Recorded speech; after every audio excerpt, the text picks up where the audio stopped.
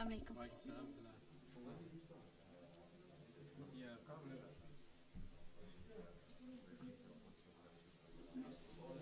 How are you? All right. Yeah. So Layla. Yeah. Okay. Sharif, are you related to Hamid by Sharif and? Oh, what's Hamid by to you then? Because it's Chacha, really? Yes, yes. That's your mother-in-law. Ah, okay. That's your husband. MashaAllah. Very good. Yeah, alhamdulillah. Obviously, this is not your first time speaking in this way.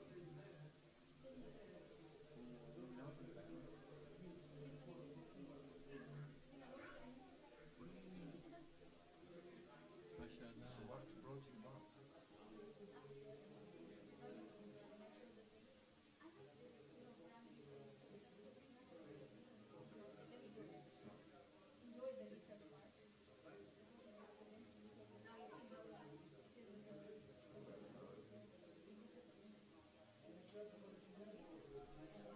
Alhamdulillah. Good. And what do you do? Yeah. Oh yeah. I once did a video. MashaAllah. Yeah. And you're based here? In North London? Ah, okay. Alhamdulillah. Good, good. How did you prepare?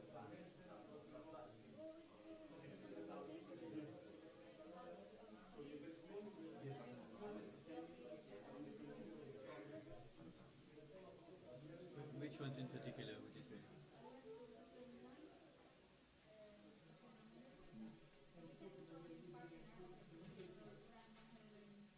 Yeah.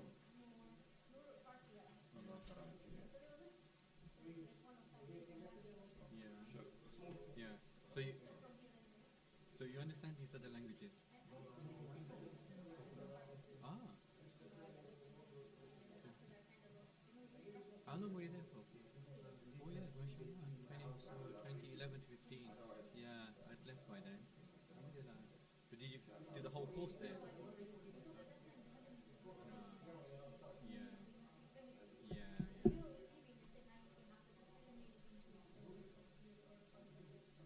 Yeah. Right, right. Okay. Alhamdulillah. Yeah, yeah.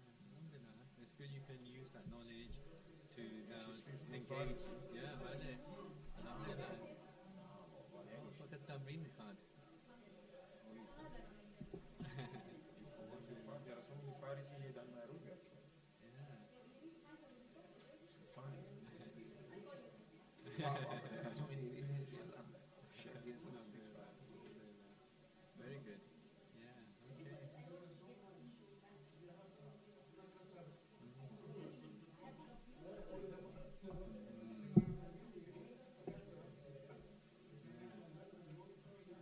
What area of Islamic studies are you more interested in? Like, what's your sort of like inclination?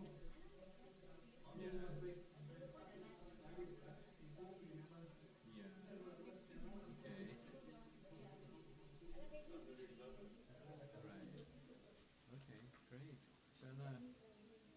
Yeah. All right. Yeah. Good. Okay. See you then. Yeah. You've taken the bets. So she's the only one, isn't it? Yes. No. That same night I got back home, the one we found. Go on.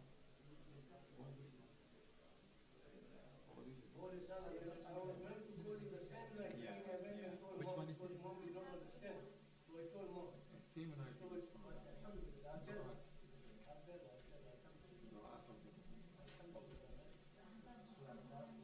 So you give us. We will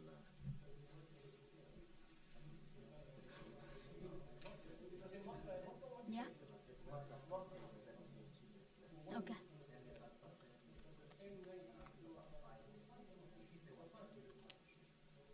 All right. Thank you.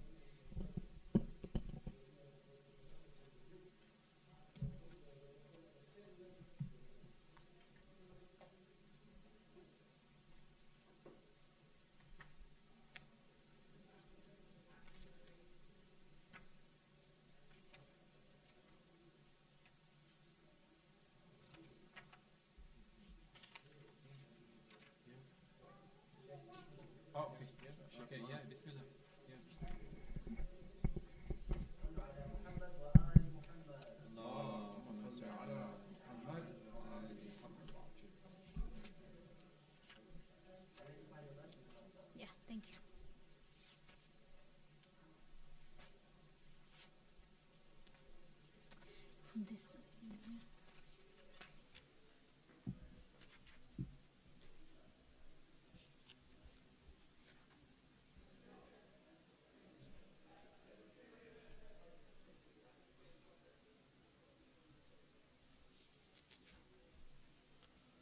Yeah.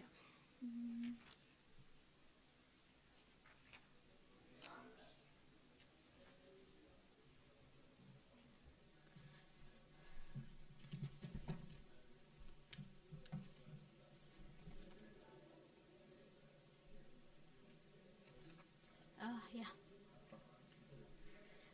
أعوذ بالله من الشيطان الرجيم بسم الله الرحمن الرحيم. I got the ayah Surah Al-Ahzab verse 21 and it's بسم الله الرحمن الرحيم لقد كان لكم في رسول الله أسوة حسنة لمن كان يرجو الله واليوم الآخر وذكر الله كثيرا. So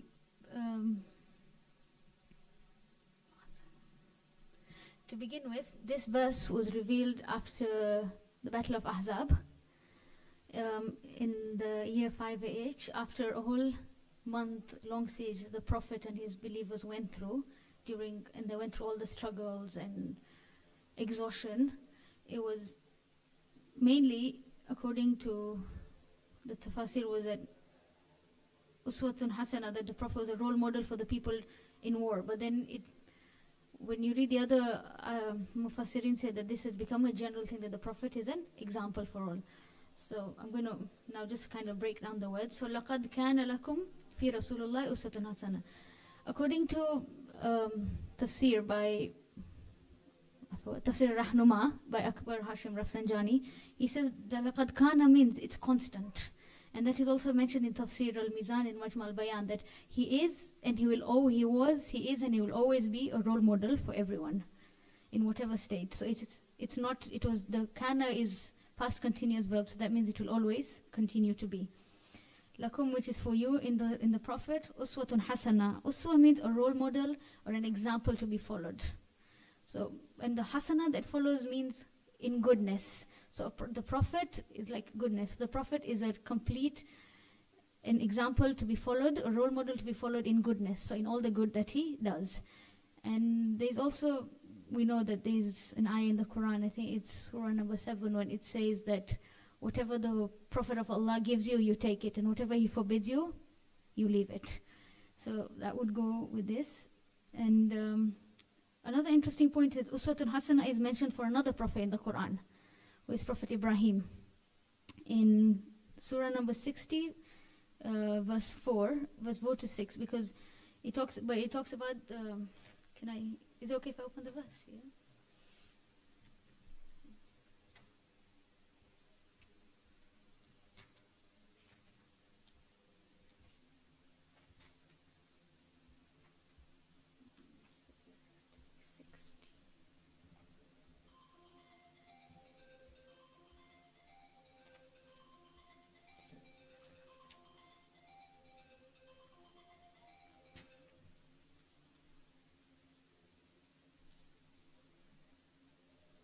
Verse 6.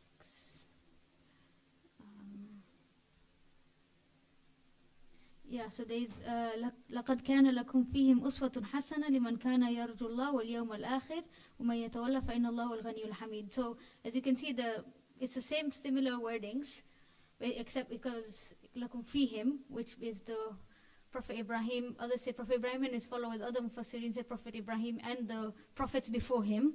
So that was the difference in that. But then it also ends with لِمَنْ كَانَ يَرْجُو اللَّهَ وَالْيَوْمَ الْآخِرِ, and this, the only difference it says وَذَكَرَ اللَّهُ كَثِيرًا.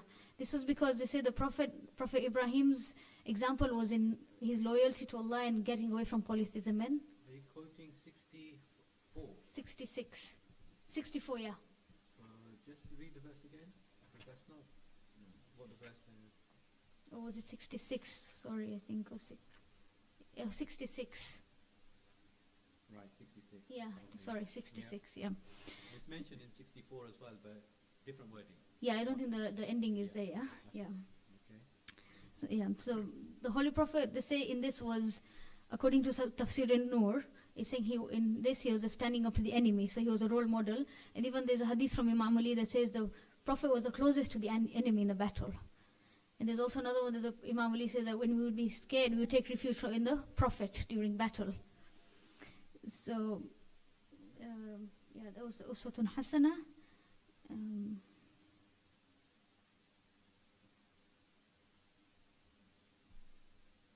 And then liman kana yarjullah. So they says lakum fi Rasulullah, and whoever it is for. So who is the one who benefits from it? Is for so the lakum and the liman kana yarju. Liman kana clarifies who it is for. Who is the one who benefits? So it's like the badal for it. And as you know, the reason it continues to say that the Prophet was the one who constantly remembered Allah. And if you're yearning for Allah and you're yearning for salvation, which is the Yawm al-Akhir, the Prophet is the best example in this. And ذَكَرَ اللَّهُ كَثِيرًا. Why does it say that? Why does this ayah have ذَكَرَ اللَّهُ كَثِيرًا? One of the things was that the Prophet, even during the battle, he did zikr, which was one of the secret of his success in this struggle.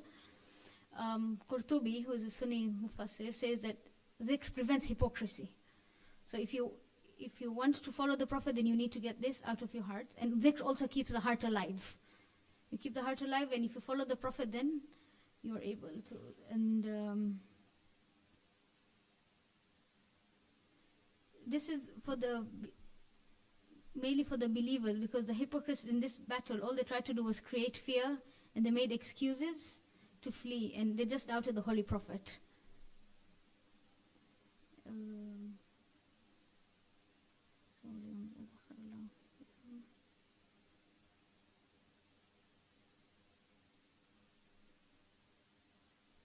So in the application of this, we learned that for personal application would be to align with people who actually remind you to do good.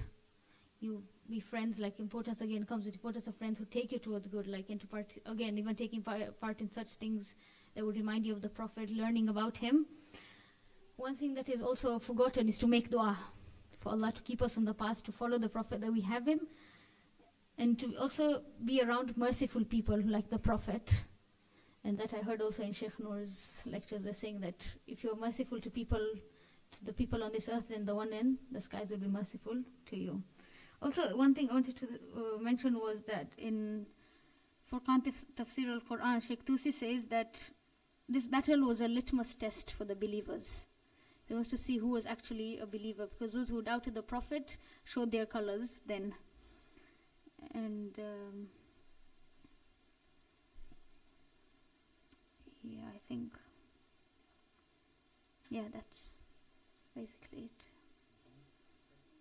How many minutes? 7 You could use a bit more time if you wanted, or we're all good? Yeah, I can't seem to remember anything else I've written. Yeah.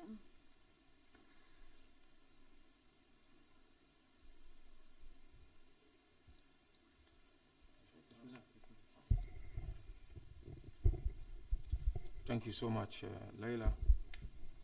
First question I have for you is, can you briefly tell us what the Battle of Ahzab is all about?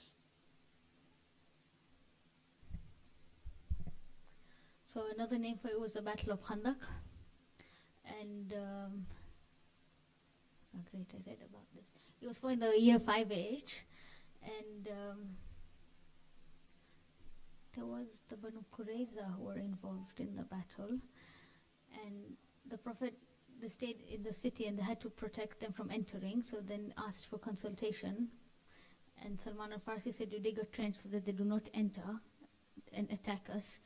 And that is where the issues happened, because when they couldn't get out, and there was a lot of people were tired, and now they needed trade, and so people running. I don't remember.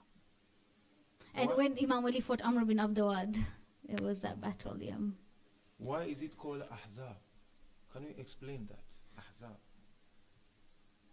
Is it because of the Quraysh and that means the allies, right? When they all got together to fight the Prophet. Explain more. They said the Quraysh got together with other tribes around it. So Yes. they formed they were like the allies who formed to fight against the Prophet. So the word Ahzab means what? Allies. What's the singular of the Ahzab? Hizb. Ahsanti. Hizb. Now if you look at verse 21, that's the verse we are dealing with, isn't it? Yeah. Can you look at some verses after this verse, like 22, 23, and if you like 24 and 25? Is there any relationship between these verses or not?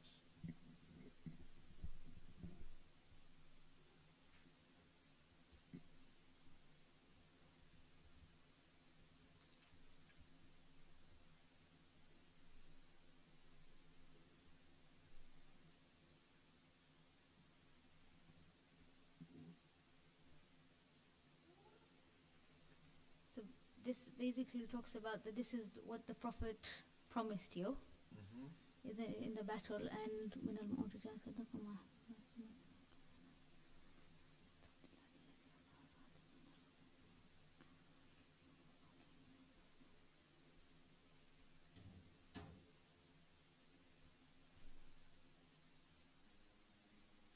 So like 24, would it 24 be meaning that Allah will reward those who stood by the truth? We said, وَيُعَذِّبُ الْمُنَافِقِينَ إِنْ شَاءَ يَتُوبُ عَلَيْهِمْ. For those who are the hypocrites who try to create doubt and fear will be punished. But they should, like, if أَوْ يَتُوبَ عَلَيْهِمْ, so if they come to ask for forgiveness, then إِنَّ اللَّهَ كَانَ غَفُورًا رَحِيمًا, then Allah is almost forgiving. So if you This look was the at some promise. verses before these verses, Yeah. they discuss hypocrisy, those weak in Iman, kufr. But these verses that we are talking about are talking something opposite. But those who have Iman and believed in the Prophet and that day and what he said that will happen. So yeah, because they doubted him at that point. Yeah, When they saw everything was happening and they said no, we'll be victorious, they did not believe him yeah, because of the way they were struggling. yeah. But it's only those who had, so of course the hypocrites took advantage of this and said, tell them, okay, no, you're not going to win this is not going to happen, and this is, and they, Good. So this is obviously discussing about those true believers. yeah. Not just those who claim to be believers, but Those who have true faith in them. That's why, like, it refers to them who actually will follow him, yeah. and at the end will gain salvation. Ul yawm al akhir. Then What caused the battle of Ahzab? What's the main cause? I remember now. Hmm?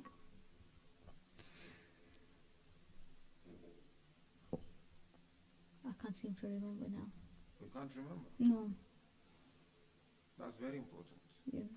No, I read about it, but it's all gone. I read the whole Banu Qurayza and everything, but it's all. It runs away. Eh? Oh yeah.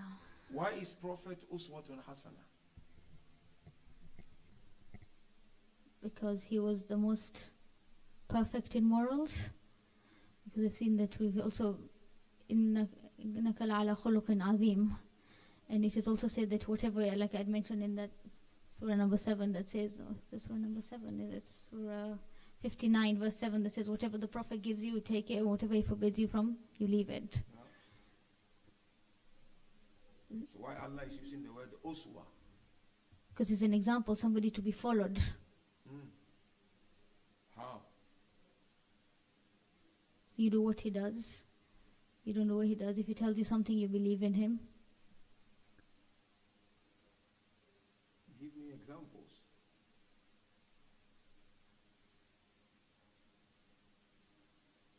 Practical examples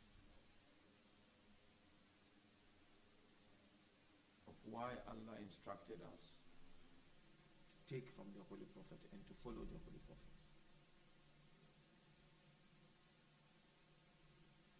In what practical example, like he told, like, what do you mean, like what are we supposed to do in our daily lives kind of thing? From the life of the Holy Prophet. What we're supposed to follow.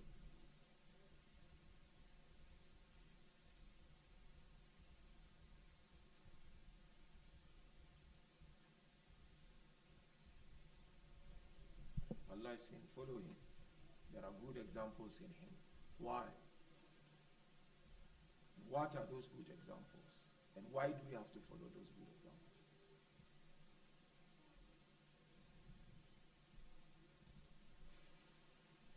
Hmm?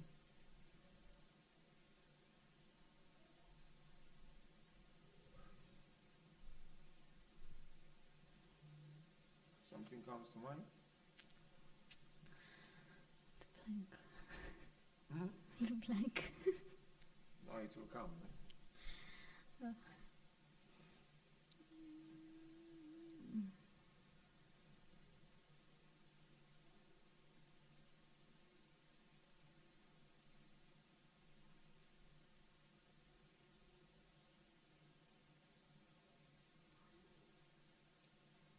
I don't know what I'm supposed to say. Like, I know like the basic stuff about the Prophet, like all his akhlaq, but like I can't seem to come up with a story about it. So give me an example of the akhlaq of prophets. Visiting the sick. Do you do that? Yeah, alhamdulillah, a bit. What does it help you with? You visit it helps you appreciate your health, gratitude. Again, but is it the reason why Allah said we should follow prophets? No, it's not the reason, but I'm just saying So like what would be the reason? لَقَدْ كَانَ لَكُمْ فِي رَسُولِ اللَّهِ أُسْوَةٌ حَسَنَةٌ. But like I said, he possessed the great character in khuluqin You azim. understand my question? Kind of. So my question is, why is Allah instructing us to follow the good examples in the Holy Prophets? Because it can lead to salvation, right? Okay? So it's like what will lead you for the hereafter and for your own benefit in this world to live like a good human being, in relationships with people. Sheikh, we'll come back. We still have more time. Yeah. Okay, thank you very much. So, you mentioned quite a few sources, alhamdulillah. Which one in particular did you find most useful and why? I went through quite a few, but I think Tafsir al-Mizan had quite a bit, and Tafsir al-Nur, like Agha Kirati does come up with a lot of lessons from, like, you know, he pulled out lessons from every verse. So Right, okay. it was good. And so, for example, in Al-Mizan, it talks about that point you mentioned about Badal. yeah, Can you remember what the point was there and why there is an objection against it being Badal? What is Badal to start off with, especially for those? so it's like to describe, to say, like, if you're saying it's for you, and then you say who is it for? Like when it comes, it says like an example for you, and then it comes to clarify who for you is after it, instead of using for you again. So it says for those who. For those who, right. For those who believe in, like, what is it says? For those who. Like, So it's a substitute noun. yeah. Or apposition, as they call it in So it comes English. instead of So it follows a previous noun and refers to the same thing. So okay, can you remember what the issue was here that Allama Tabatabai talks about? He just mentions it briefly, but I'm glad you picked up on it. No.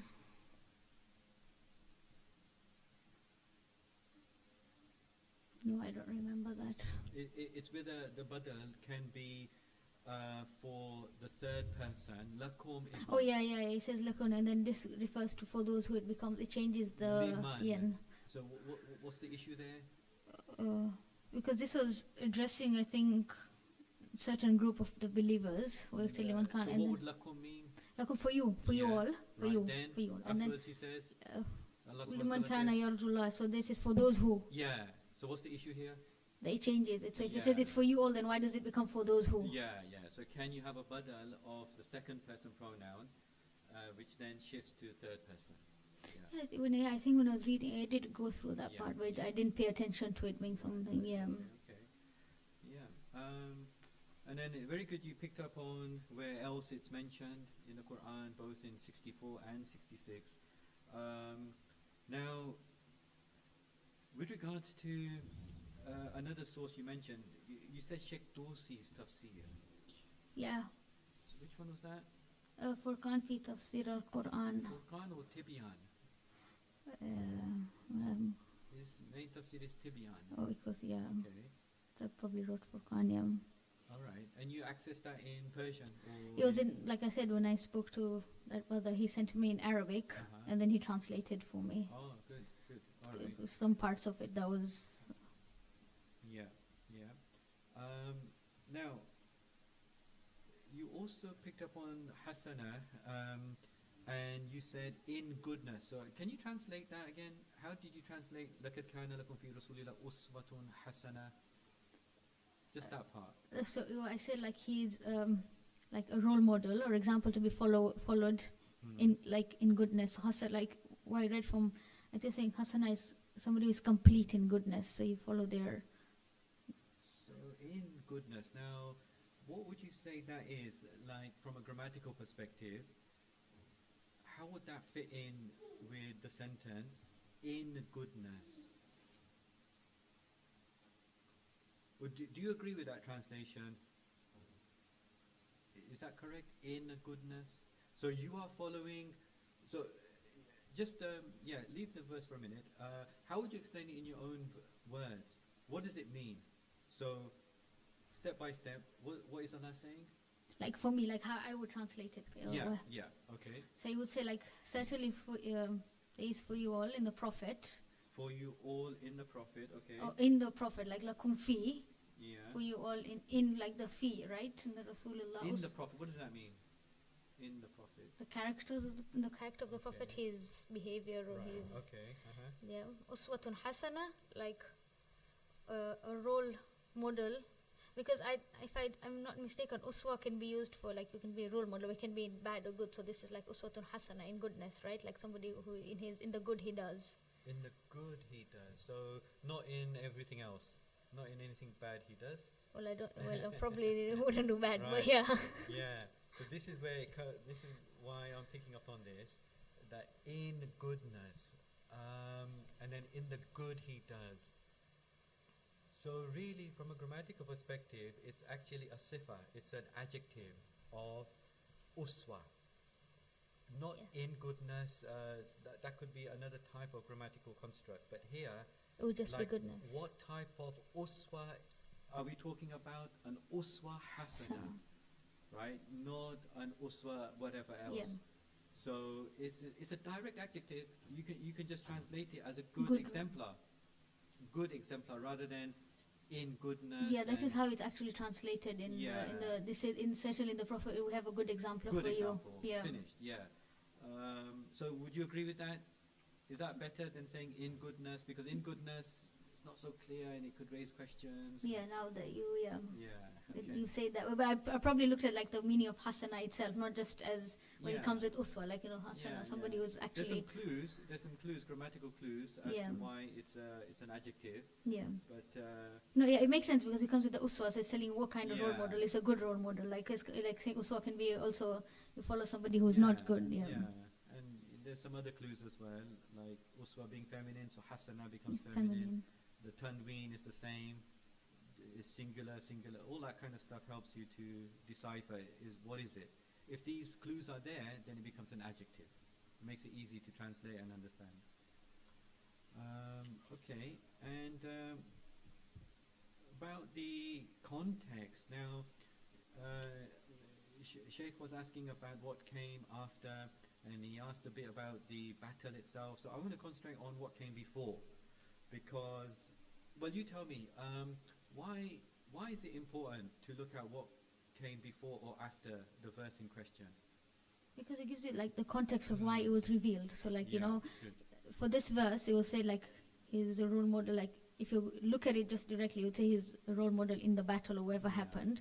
Yeah. But if you look at it in the bigger picture, then you say he's a role model, like a good role model in all aspects. Then right. So why would Allah subhanahu wa ta'ala just all of a sudden throw that in?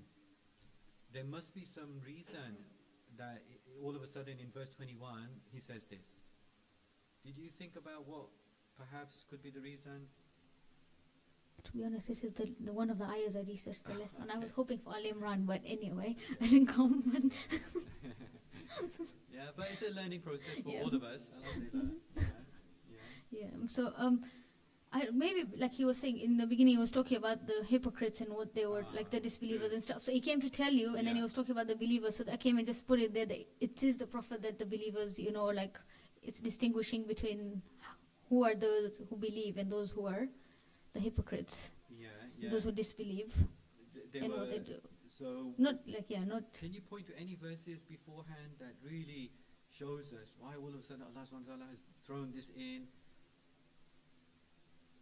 Like something, what you said is correct about the believers and some things that they were doing, some attributes of the believers.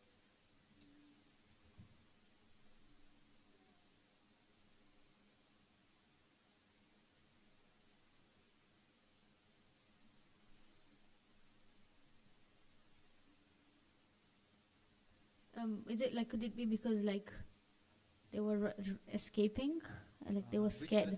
Which verse? 16. Okay. What's it say? قل لن ينفعكم الفرار إن فررتم من الموت أو القتل. Yeah.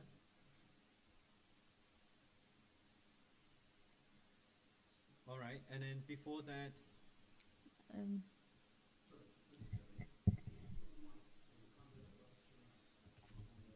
okay.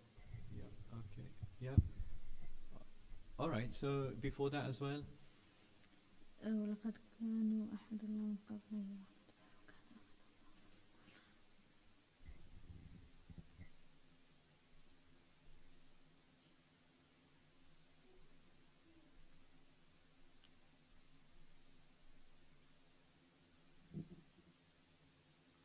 So Would it just some general characteristics. would be of like the, I don't know if that works. Would it be like fitna in? Yeah.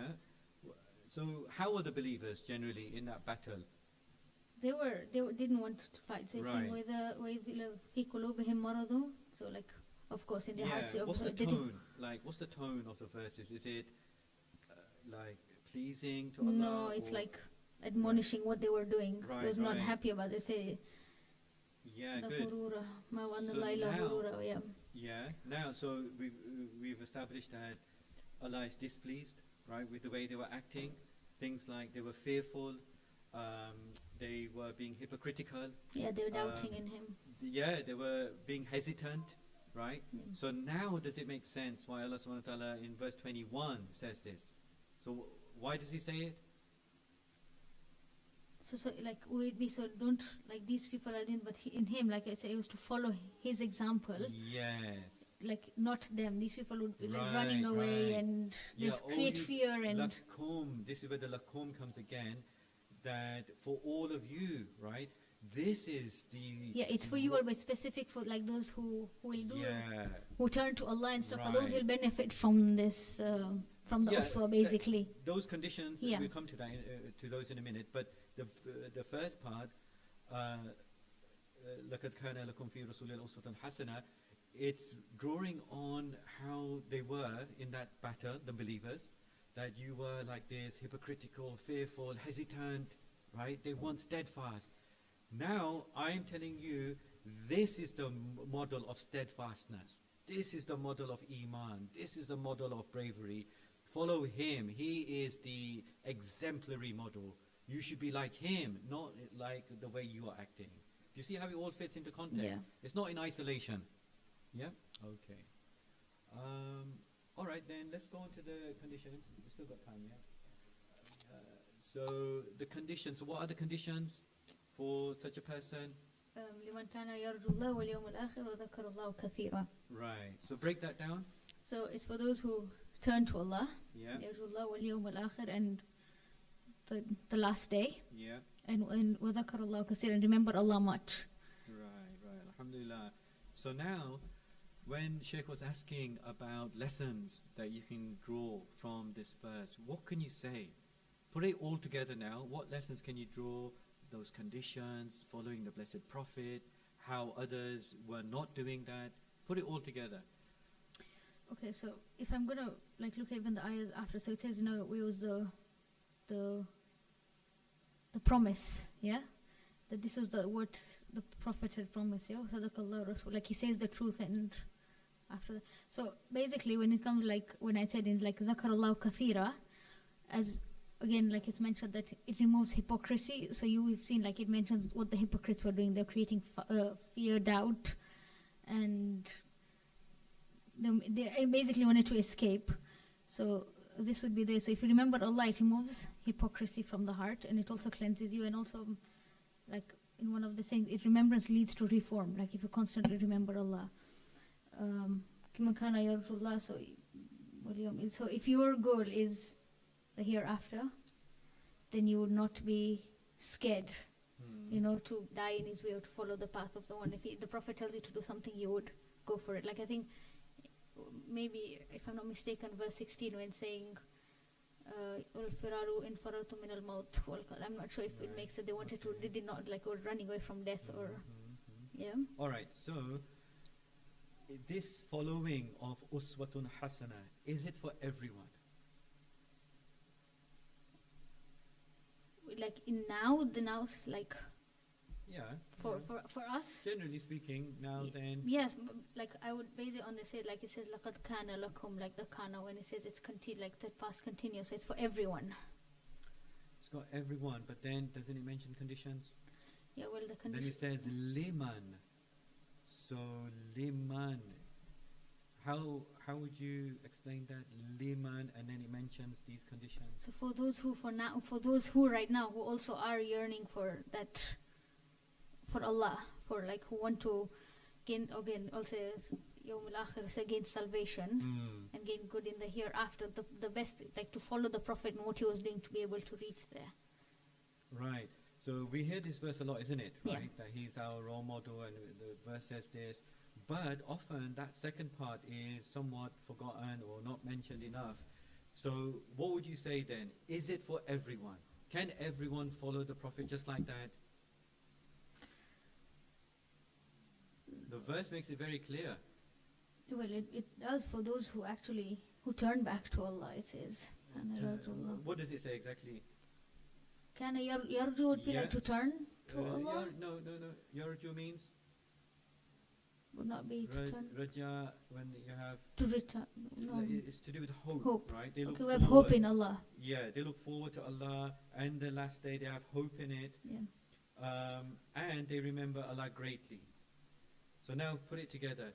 Is it easy to follow the example of the Prophet? Is it for everyone? Everyone who even calls themselves a believer.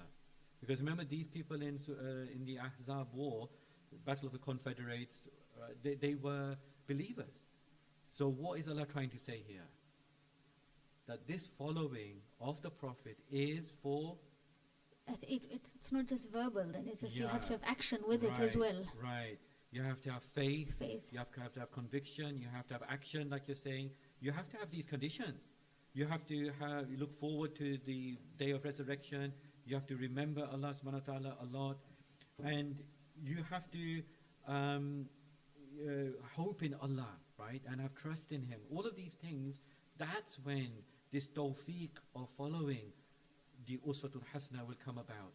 Otherwise, just by calling yourself, Muslims, and he is our leader, whatever, that's not enough. So these conditions, like I said, sometimes they're not mentioned enough when this first part is mentioned. These are conditions. These are active belief and practical things that people should be doing in order to be following, in order to follow the Blessed Prophet.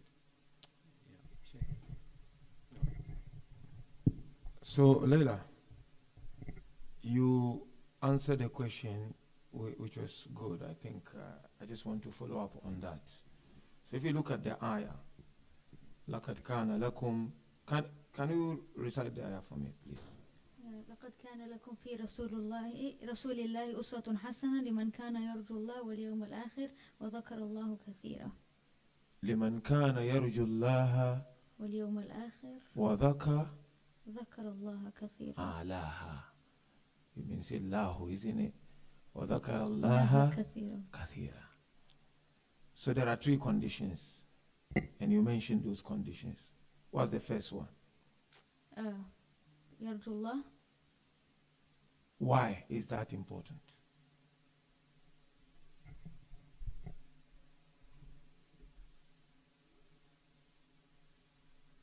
Because the Prophet eventually leads you to Allah, like the Prophet did what Allah sent him to do. Yeah, no, I understand that. Allah is saying this is not for all. It's for few harmful who possess certain qualities. The first quality is Yarujullah. Why that is important? Desiring Allah. Why is that important? Is it because if you desire him, you will act accordingly then? And then? So to act accordingly, you know, if because you you know how what? to get There are close so to many. him. There are so many qualities Allah would have mentioned, but He decided to mention only these three qualities. That tells us that these three qualities have certain uniqueness. Hence, Allah is mentioning that. First one is Yarjullah, like you say Arjullah. Why?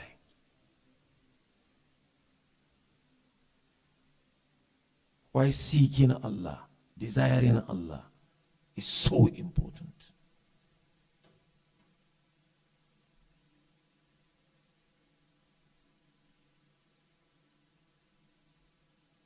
In other But words, maybe would it be like if you desire Allah, then all your actions would be to probably like you want to please Him, in that sense, like to please Him, to get close to Him. So your actions would be based on what He wants and He has asked us to do. what's the benefit of It's a benefit. seeking Allah? Because that's what the ayah is saying.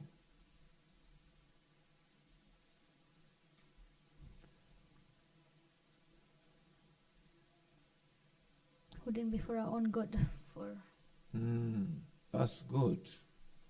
But I would add, your trust becomes unshakable.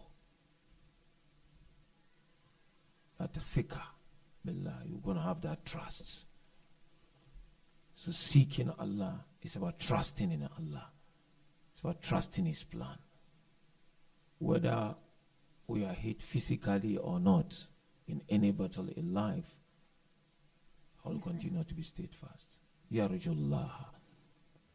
Number two, he said, Wal Yawm al-Akhir. Why that is important?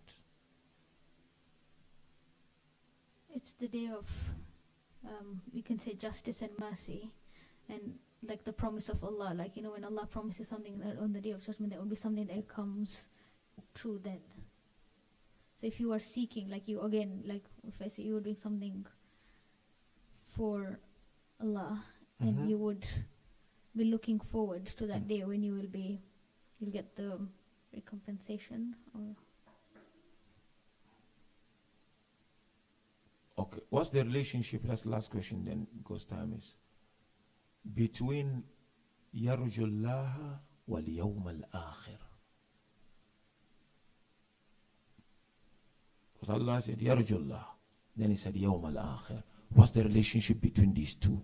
The third one, because of time, will leave it.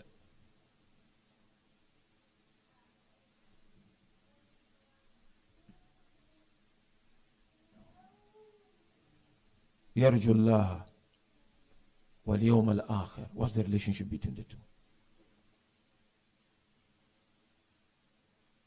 will it be based on the? Or do they indicate to the same thing? Something, just tell me something about these Would two. it be like based on actions? So like Yarjullah, like if you trust Allah and like if you hope in Allah, and again, like I said, that on that day it will be, or you know, the day of where you will get like the, you know, the promise of Allah for your actions or whatever it was that you trusted in Him. And That's good, but you see, Yarjullah, in other words, talks of Mabda. And then Yawm al-Akhir talks of Ma'ad. So there's a relationship between Mabda and Ma'ad. The beginning and the end. And as a result of that, they had to go to the battlefield. These are the reasons as to why they went to the battlefield. They fought alongside our beloved Prophet. It's Mabda and Ma'ad. And there's a strong relationship between these two in Islam, as you know very well. Even if you look at our Maqasidu Sharia, Maqasidu Din, is the relationship between this Mabda and Ma'ad. So that is good. And of course, the reason for the battle, which we asked you earlier on, I'm sure you'll find it there. It's the Quraysh. It's those that you mentioned. And those Ahzab of their divisions came together to make it difficult for the Muslims. Yeah, I think our time is up, isn't it? Okay, we have 5 minutes. Okay, Sheikh, you want to ask the last question? So let's focus a bit then on the application of this verse, right? Can you give us an example of, now that we've established all of these points with regards to the verse, can you put it all together and apply it to any daily life example? Real in the past that you've come across, or made up?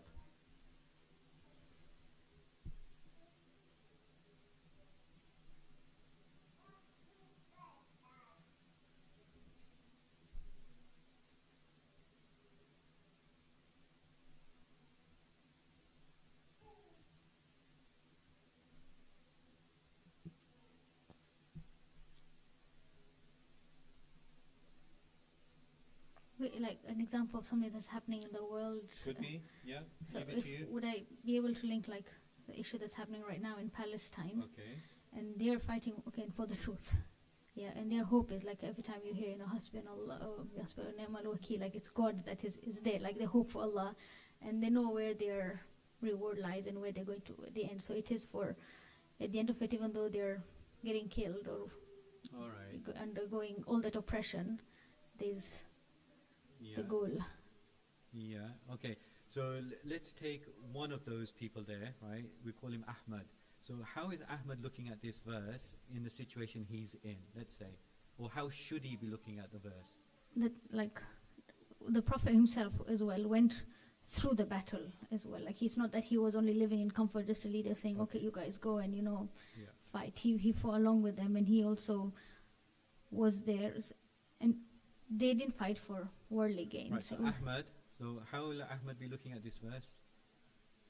he would be like you say, well, Yarjullah, like hope in Allah that Yeah. inshallah like things will get better, and if not, then like if I would look at it in that way, would be wal yawmil akhir, and hope towards that justice will be served and there'll be mercy on the day of judgment of dhakar Allah, and then they remember Allah in their struggle right now. Right. Remember Allah as they're going through the struggle. Like they say, the Prophet was also in constant dhikr during the whole time and remembering Allah and praying. So that would probably how he would apply it.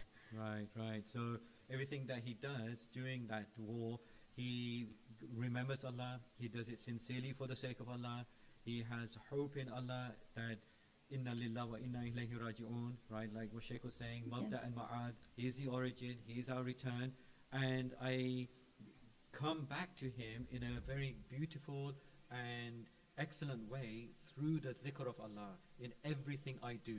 I remember him. That is the means.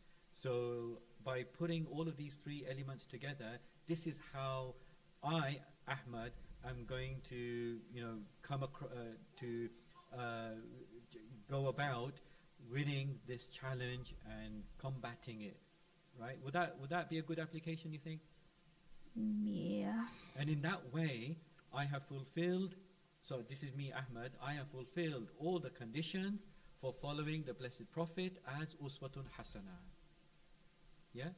I have hope in Allah and His mercy and anticipation of meeting Him. I have a belief in the Akhirah. Justice will be served. Allah's mercy will prevail. And with all of this, I am constantly remembering Allah. I am doing it for the sake of Allah. And He will make sure that everything has a brilliant outcome. This is what Allah has told me in the Quran as to how I can follow the Blessed Prophet, because he is the best example. Yeah? So that's the way you can use these verses for daily life, isn't it? Okay. All right. Anything else? Right. For a minute. Okay. Any final points that come to your mind? Final reflections? No, I just think this was good, like a good way of looking at the ayah, like a different way of. I think points I hadn't thought of, but it was nice. Yeah, it was that's- enlightening. yeah. That's the main thing. Yeah, no. We all learn, and Yeah, we also learned during the process, alhamdulillah, or I did anyway. Alhamdulillah, great, thank you. Thank you. Thank you. Yeah, well, I think she's tired now. Thank you. Thank you very much. Allahumma salli ala Muhammad.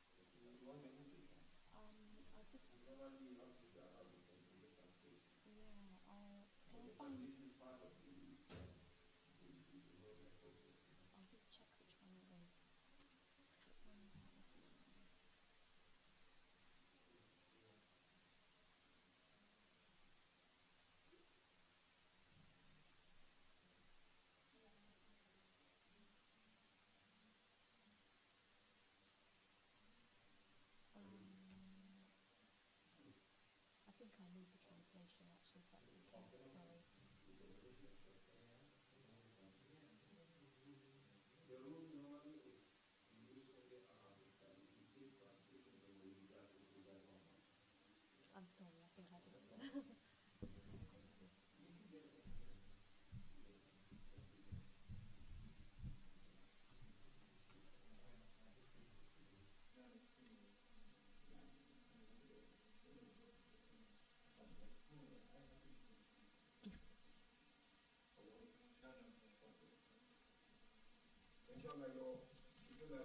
Your ayah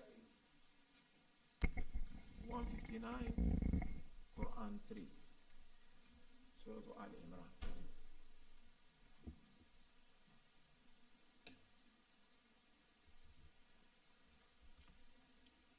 Over to you. You've got 12 minutes to present. Shall I recite the ayah as No, well? up to you now. Whatever you want to do, up to you. Okay. All ears are for you. أعوذ بالله من الشيطان الرجيم بسم الله الرحمن الرحيم فبما رحمة من الله لنت لهم ولو كنت فظا غليظ القلب لانفضوا من حولك فاعف عنهم واستغفر لهم وشاورهم في الأمر فإذا عزمت فتوكل على الله إن الله يحب المتوكلين. Thus it is due to mercy from Allah that you deal with them gently. And had you been rough, hard-hearted, they would certainly have dispersed from around you. Pardon them therefore and ask pardon for them, and take counsel with them in the affair. So when you have decided, then place your trust in Allah. Surely Allah loves those who trust.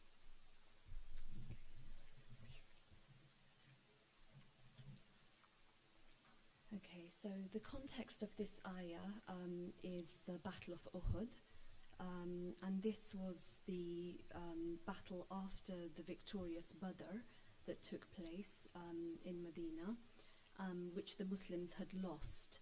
And they lost it due to a number of factors. Before the battle had even taken place, there were a whole bunch, a whole kind of confederate force had deserted Rasulullah, so the numbers were smaller than he'd expected, which was obviously a blow to the Muslims. The battle also took place outside Medina, so an area that they weren't familiar with, and this wasn't what Rasulullah had initially wanted, but he agreed, he did the shura with the companions and he followed what they had suggested. Another reason why they lost was because, Rasulullah had meticulous planning. He had a strategy, and it was one of the reasons why at Badr they had won, because they were regimented, they stuck to that, the policy of Rasulullah. But at Uhud, he had commanded, a force of about 50 archers to stay on a pass, on the mountain. But these archers were mesmerized by the booty, the glittering booty, and they didn't follow the instructions. And it led to lots of confusion.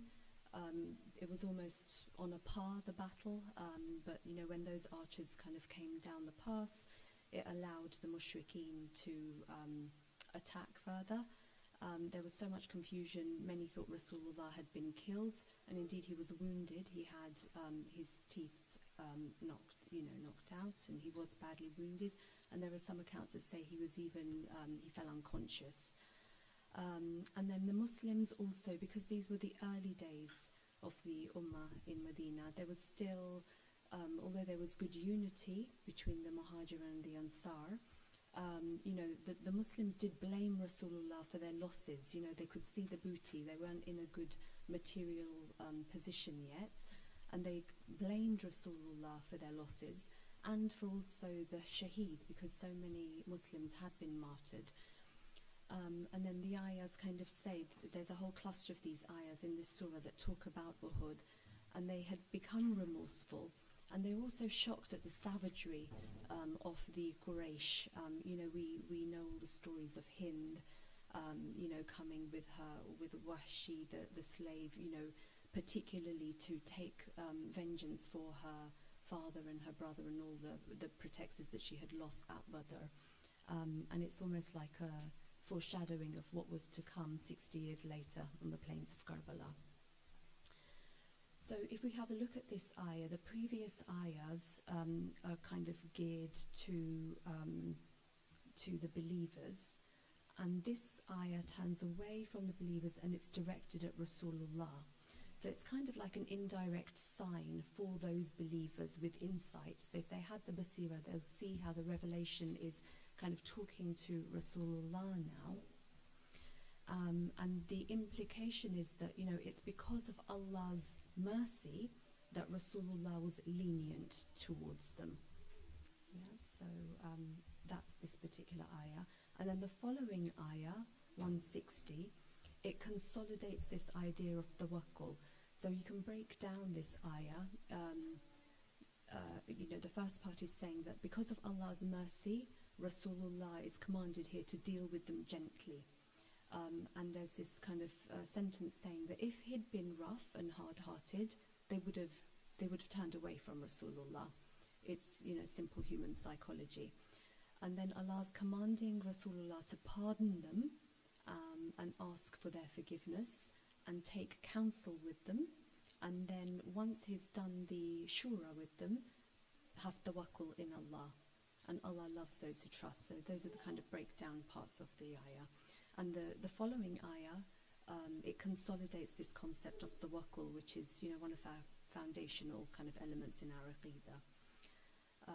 And the following ayah is directed back at the believers, and it's, again, those with the insight would see that that's why, you know, it's explaining the defeat of Uhud. They didn't have that tawakkul, they disobeyed Rasulullah, which is tantamount to disobeying Allah, and they didn't have that tawakkul, and therefore they were defeated.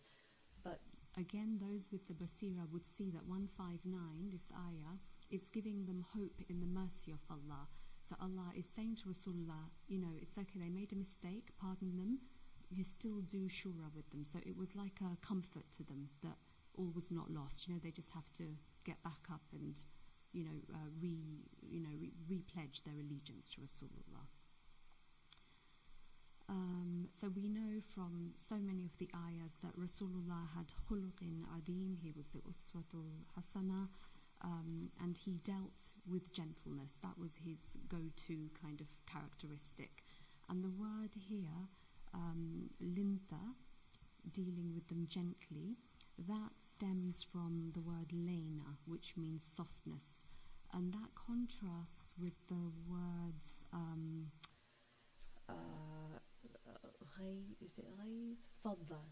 faddan and ghalidan. Yeah. So faddan is more harsh and rough in speech, and ghalid is being hard-hearted. And we know that Rasulullah just didn't have those qualities. Full stop. He you know, it just wasn't part of his nature. And this low, the word low, I think Allama Tabatabai in Al-Mizan, he specifically says that grammatically that low negates the possibility of Rasulullah even having either of those qualities.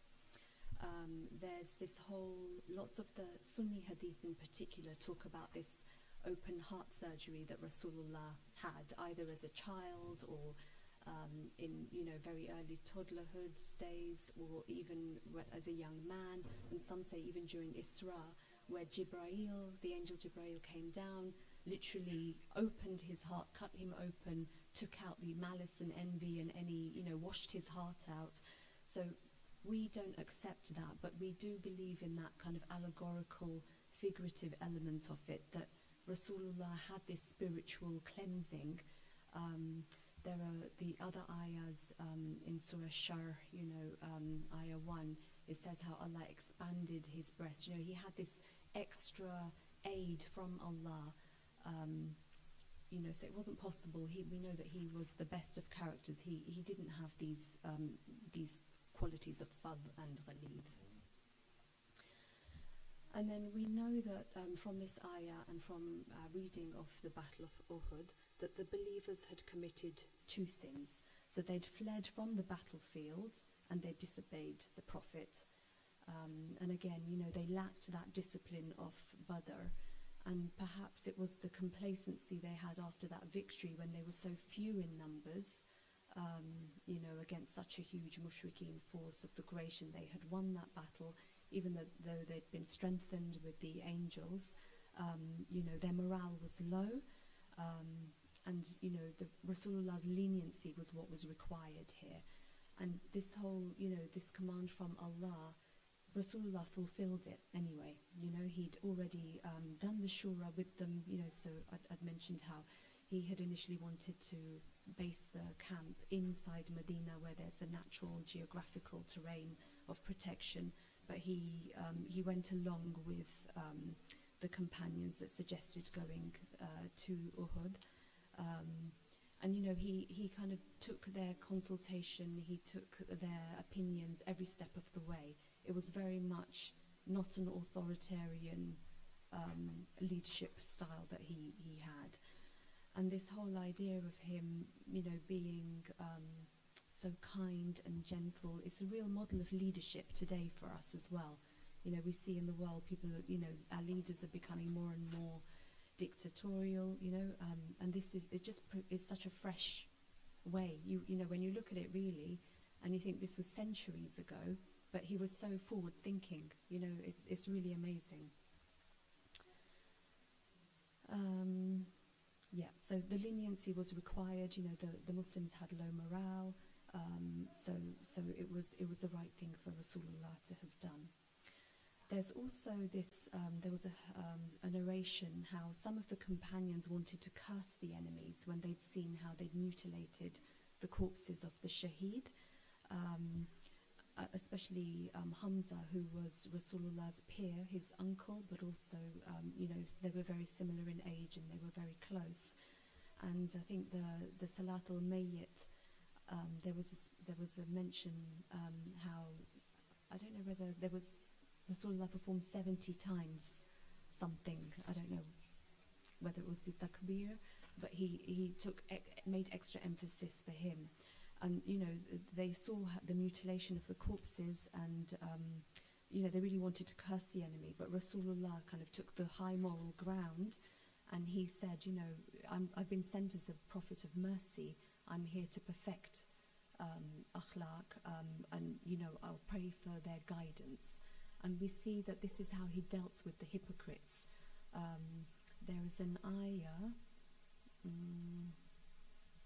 it will come. But there was an ayah where, Rasulullah is commanded to leniency here. But I think in Surah Tahrim, there was an ayah saying, now with the disbelievers and with the munafiqeen, be strong, be strong against them. And Imam Jafar Sadiq explains that it wasn't that he fought against them. Oh, that flew.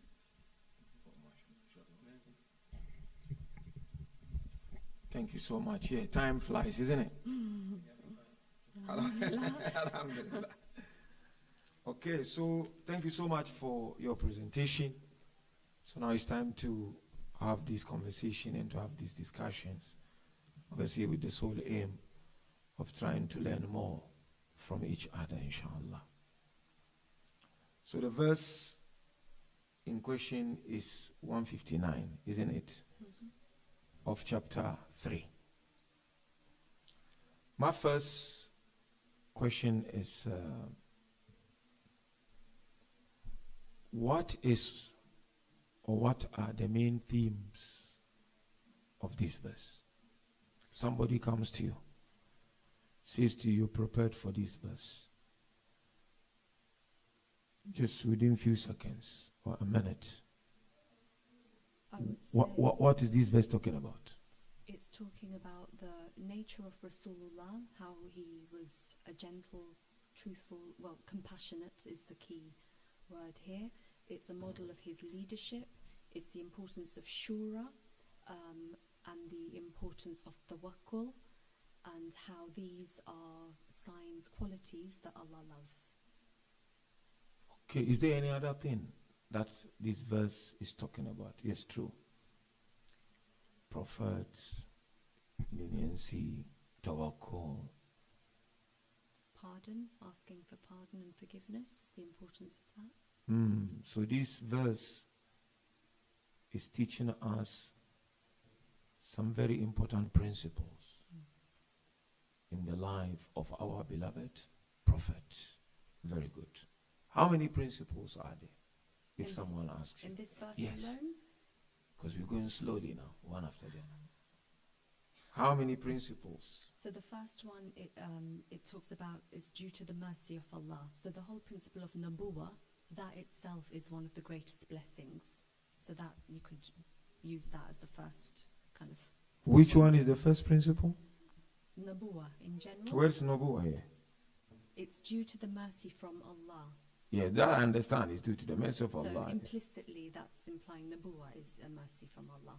And then Yeah, that's secondly, true, but that's a separate discussion. That, as scholars may mention sometimes in theology, Qaidat Lutf. It's because of the Lutf of Allah, the messenger is sent. So that's separate.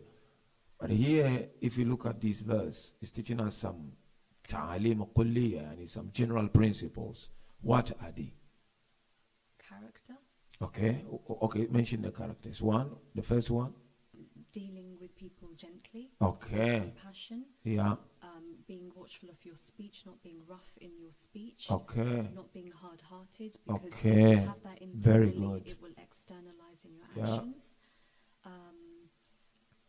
It's that showing how to lead. That Yeah, if you are, So that's good. if you are, Pardon, forgive, yeah, it will draw consult, People, it will draw people closer to you. That Yeah. was how Rasulullah spread the message of consult, and then Islam. rely on And Allah. tawakkul, yeah. Yeah, so that's good. So you mention them one after the other, so that every audience will understand what you're talking about. Okay, now let's move forward, inshallah. Beautifully you mentioned this chapter has to do with the second battle within the religion of Islam, the battle of Uhud. Uhud. Will you mind explaining further? I'm looking for the specifications or specifics of this verse as to what specifics led to the revelation of this verse. Something very specific and detailed. Is it when those archers, they went against Rasulullah's command? Very good. He told them, stay here on this mountain pass Mm-hmm. until I instruct you otherwise. Yeah. But they thought that they had won. They saw that the mushrikeen were retreating. They saw the booty there. And then I'm not sure on the exact chain whether Rasulullah was struck and they thought maybe he fainted or he was wounded, and someone shouted, I have killed him, and whether that was when they,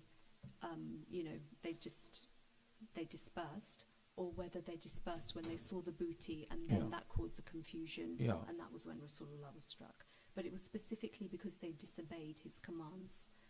There was, I think it was in the enlightening commentary, there was this real emphasis made on the comparison of Badr, how they were, they were new, they were fervent in their following of Rasulullah, and they followed him to the letter.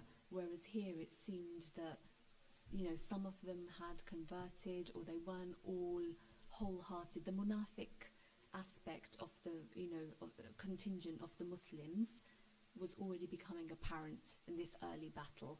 By the time we get to the book, there's a big. So what led to this ayah's revelation? I understand your point loud and clear, and generally excellent. So is it Allah saying to Rasulullah, take them at face value? They say that they're Muslim, you pardon them and move on? Not really. No, okay. I'm not sure what. They were at the battlefield. They left the battlefield, isn't it? They left, they ran away. Yes. Then what happened? And then some of those that ran away, they didn't appear for 3 whole days. Okay, but why is Allah instructing the Holy Prophet to forgive them? That's my point. There is because there's no way that Islam will go forward. The Muslimin was still small in them. That's okay. But why did they do something for Allah to reveal this verse? They felt remorse. Yes, sorry, yeah. They because Allah wouldn't have given just Blanket forgiveness. blanket yeah. forgiveness like that. Mhm. So they had nadamat. They were remorseful. Yeah. What is the essence of remorse when it comes to the concept of forgiveness within the religion of Islam, and most especially in the context of this verse? Generally, it's about feeling the remorse straight away and acting on it. Straight away could be, but Or when, okay, but as soon as you feel it, you act on what it. does it mean to be remorseful? You feel regret, you feel the pain, and What I does it mean to be regret, to feel the pain? in this instance, Yeah, in they, this they- and of course you can apply it everywhere. they saw Rasulullah, they thought that they saw he'd been wounded. They realized this was the leader, the Rahmatul lil Alameen, who they had vowed to protect. Even the, it was such a big thing when they came to Medina, and even the treaties that Rasulullah made with the people who were living in Medina, they were like, you live your life, it's fine, but you don't fight in our battles, so it was a key theme. And they felt that remorse when they saw him wounded. So what does it mean to be remorseful? That's my They question. felt bad, they felt guilty. So what does it mean to feel guilty and feel bad? That they have they've hurt the Prophet, and therefore they've hurt Allah, and of course then So they've hurt the themselves. feeling of guiltiness, The akhirah what impact does it have is in going my to life? impact them in the akhirah. How? Jahannam awaits. Well, how? I'm remorseful. Why would I go to Jahannam? I'm remorseful. But And then Allah there's- is but saying, there's hope. on account of their remorsefulness, forgive them. Yeah. Why would I go to Jahannam? So you won't. Then there's always that forgiveness. There's hope of forgiveness, and Rasulullah forgave them, and it gave them that hope, and that it gave them that strength to go on to persevere with Rasulullah, to do the jihad in his way, the lesser It and inspires the greater. them, it motivates them, Yes, those are the words. it I was makes them looking move for. forward. And the chances of them repeating the same mistake will be very slim. Ideally, it would have been slim, but it was difficult times. The Quraysh were strong, and they had money, they had material wealth, they had everything. Okay, now look at the ayah. Now, the reason for revelation, we're done with that. Let's move forward. Allah used the word Fabima, or the sentence Rahmatin min Allah. Why Allah use the letter Fa? Fa, Bima, Rahmatin min Allah.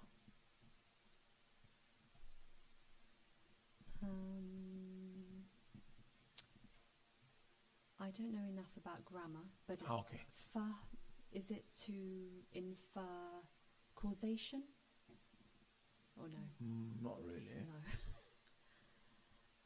I do remember seeing this in Sure. Alama Tabatabai, because I Definitely. wrote down those things about those Yeah, because words. you mentioned about but also Yeah. I'm asking the question, isn't But it? the fa, I think, was too grammatical for my limited I got your point. knowledge. You are too Sorry. honest, yeah. Inshallah, you're too Grammar honest. is hard. Okay, so فَبِمَا رَحْمَةٍ مِّنَ اللَّهِ لِنْتَ لَهُمْ. What do we get out of this sentence?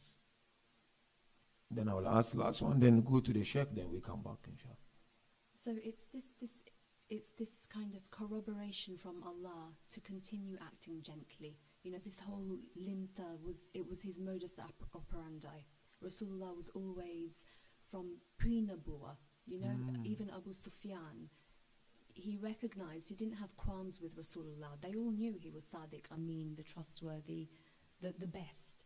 But it was the message, it was too much of a break away from their tradition. So this whole linta is saying to Rasulullah, just continue, through your gentleness, through your mercy, you will attract. And in that 23 years, it's the numbers are amazing. How, we got the last battle, 100,000 people, in such a short space. So I think it's just this comfort that Allah is giving to Rasulullah. Keep going. This gentleness is the khuluq and the akhlaq that we want our ummah to have. Okay, last question, part one, is now you don't have to look at your paper. Okay.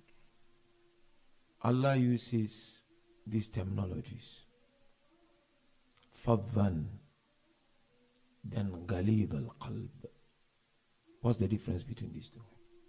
So fadhan was being harsh in words. So just using language that's harsh, trying to project, angry tone.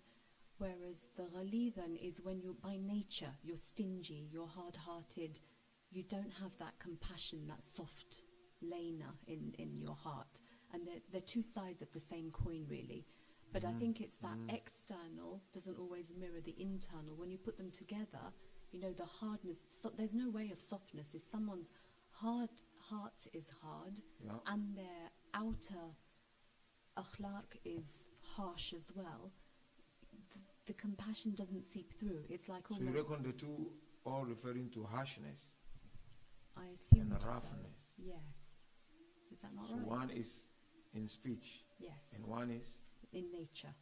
So what's the difference between the speech and nature? It's the outer and the inner, the whole khuluq. There's the distinction. So there's the whole, So this one in speech, this one in action. and it's when the two are combined Yeah.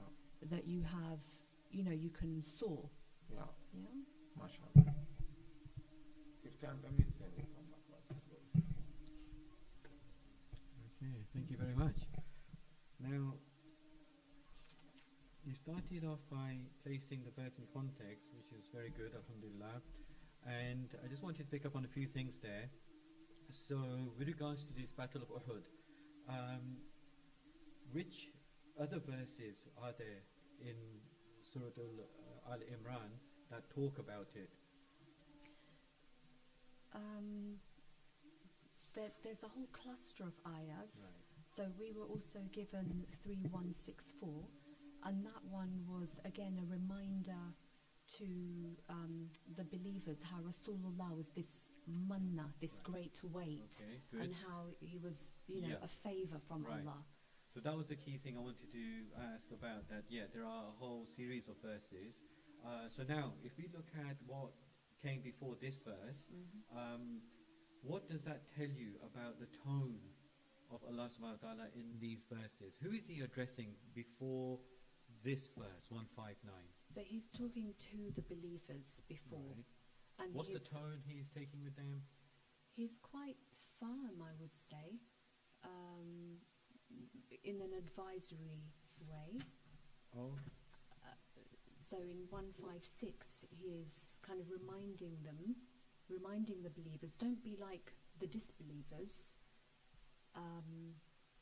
don't make excuses, is reminding them of their right. commitment to So Rasulullah. don't be like the disbelievers. Yeah, that's not just advisory and firm. It's actually rebuking, And yes. admonishing. Mm. It's a very stern tone. It's a Yes. tone of displeasure, right? Why? Why does he take such a tone? He's putting them in their place. Yeah, He's saying that you've because- done wrong. You've yeah. disobeyed my prophet. Right. You've disobeyed me, Right, right. therefore. However, 157 is saying if you were killed in the way of Allah, and it's kind of like blank slate then. And then 15, this What were they ayah- doing apart from running away from their posts and disobeying the Blessed Prophet like that? What else were they doing with regards to the Prophet? I think they were spreading rumours and they were querying and questioning his leadership Right. and his strategy. Blaming him, right, for everything that was happening. Okay, good. So now, when you come to 159, what difference in tone do you see? So this now moves to Rasulullah. Right. So for the believers there, they're still getting the message, but it's almost like the gaze has shifted. Why? And Why it's did it shift like that? Because you're indirectly able to deliver a message that way to both Rasulullah as a comfort, Yeah. because to Rasulullah it's corroborating you did the right thing. You gave the commands, you did the shura, just like I've said, you've forgiven them, move on.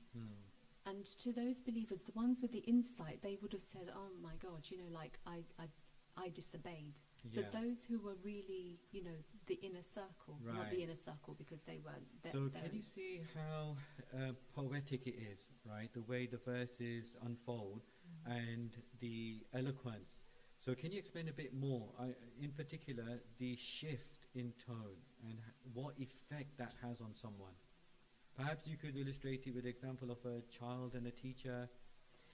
It's funny because I was, you know, when you try and apply these and you just think, Rasulullah, you know, I think he was amazing because, you know, we hear a lot about Imam Ali and how he, you know, he exemplified the mu'min. He was, you know, he was so soft, you know, he couldn't even break his piece of bread, but he was so strong. He did, you know, he was the lion on the battlefield. But I think for me, I saw this statement side of Rasulullah that I'd never, you know, I never thought of him as leader, a political leader, because we only hear about the mercy, the softness, but it's showing how you can be a leader and exhibit that nature. You don't have to be a stern, strict. So as a parent, I don't need to lay down the law. I don't need to use my tone, you know, like, so my children know when I'm cross, you know, from my tone. But Rasulullah would not have done it that way. He would have been loving and gentle and, you know, maybe he would have taught them implicitly. But I don't know, actually. Today's generation, they don't learn subliminally the way that we used to from just looking around. So Yeah. I'm a bit torn with that. Yeah. But I do remember thinking that, you know, I need to change my tone. Right. The impact it has is tremendous. It's much greater than if Allah subhanahu wa ta'ala had carried on addressing them. So it's a whole series that really drums home a message and really puts the believers in their place. Yeah. So from 156, oh, you have faith. Allah is addressing them, right? All those who ran away, they left their positions, they disobeyed. Do not be like the faithless who say of the brethren when they travel in the land of going to battle, had they stayed with us, they would not have died or been killed. So indirectly, they are blaming the Blessed Prophet for their relatives and their friends being killed, right? And in their words, killed, not martyred. Yes. So that Allah may make it a regret in their hearts, but Allah gives life, brings death, Allah sees best what you do, right? So He's addressing them in this very harsh way. Yeah. If you are slain in the way of Allah or die, surely forgiveness and mercy from Allah. So don't be worried about all of these things. Don't blame the Prophet. And if you die, you are slain, okay? Then also it's really rebuking them and reprimanding them. Now just imagine you doing that and then you turn your whole address to a really exemplary person and say it's because of Allah's mercy that you have been lenient to them. Look, I'm not even looking at you. I'm addressing that beloved of mine, Yes. right? You have been lenient to them, and if you had been harsh and hard-hearted, they would have dispersed from you. It drives the message home further. Yeah. Can you see how beautifully Yes. Allah does that? Yeah. And He purposely avoids addressing them directly. That in itself is a huge rebuke. That in itself is a massive punishment for the believers, that Allah is no longer interested in you.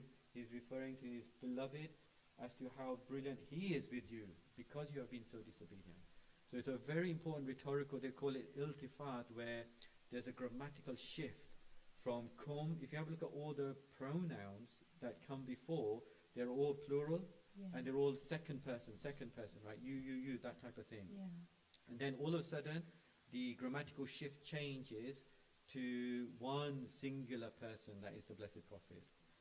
So would you say then, because I did read somewhere, maybe it was Sheikh Bamanpur, that those with the basira would take comfort, and is that because it's only that select few who saw their wrong, they would see the forgiveness? Is that correct? And then the broad majority, they felt the rebuke. He's addressing those who Okay. disobeyed and fled and left their posts. He's addressing Yes. them. Okay. Yeah. Okay. Now, with regards to some other points you mentioned, right? Right, so that fa, Sheikh touched upon it. That fa, yes, is a grammatical point. But even in English, how did you start off with the English? How did you translate it or read it out? فبما therefore. Therefore. Yeah. Okay, therefore, right? Let's go with that. What does that imply? It's contingent upon there's contingency. What? No, whenever you have therefore, thus, something like that, what would that tell you? A sentence doesn't normally just start with therefore or thus. There's something preceding. Right, right. So it definitely is linked to all of that that was said beforehand. Yes. So that's why that context is so important, and that shift all of a sudden from them to one person.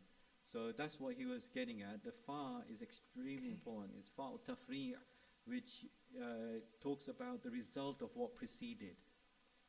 Yeah, it's the consequences of all of that came. Like far, you know, furu'ud-din, branching off.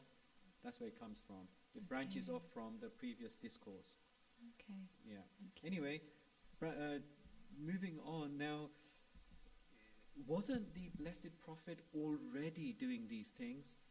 How come Allah subhanahu wa ta'ala tells him, fa'fu an, for example, right? And to forgive them and to seek forgiveness for them, right? To consult them, وَشَاوِرْهُمْ فِي الْأَمْرِ, in the affair and things like that, right? فَعْفُ عَنْهُمْ, and all of these things. So wasn't the Prophet already doing these things? He was, for sure. So why does Allah subhanahu wa ta'ala instruct him? Because it's a revelation, it's an announcement, it's the hadith, you know, it's being said, so others know that he's doing it too. Would that be the reason? So what? It's a lesson for others. Not a lesson, it's telling them that Rasulullah does this. So those who were with him, they would get the message and say they know. But for us who weren't there, it's just corroborating the hadith that we have. So the verse is corroborating the hadith. Oh, I don't mean it that way. Yeah. I mean, it's telling us that this is what happened. Actually, So just think about that a sec. It's not simply narrating a story. no.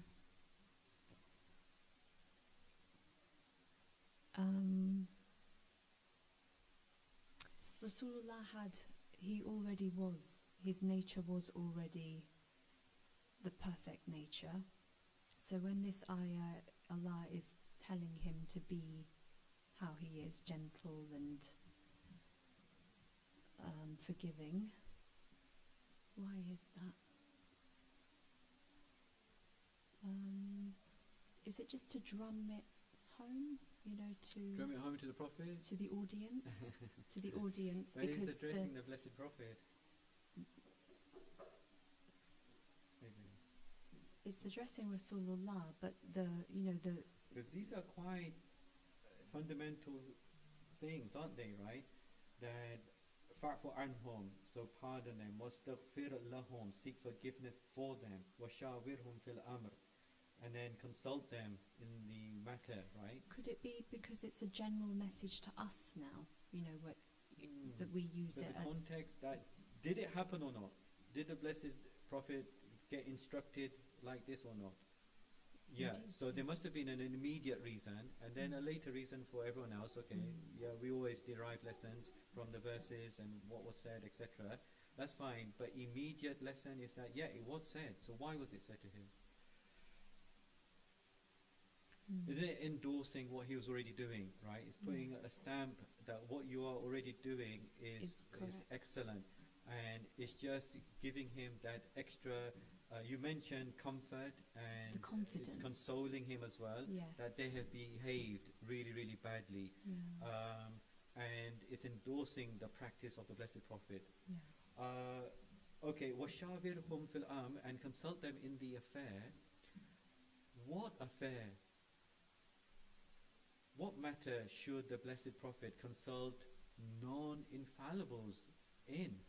Anything that's not to do with ahkam and with laws. Okay. So there was an example, one of the tafsirs had referred to in Badr, for example, There was a man called, I've forgotten his name, but he made the suggestion. He asked Rasulullah, did you receive revelation and that's why you're telling us to camp here?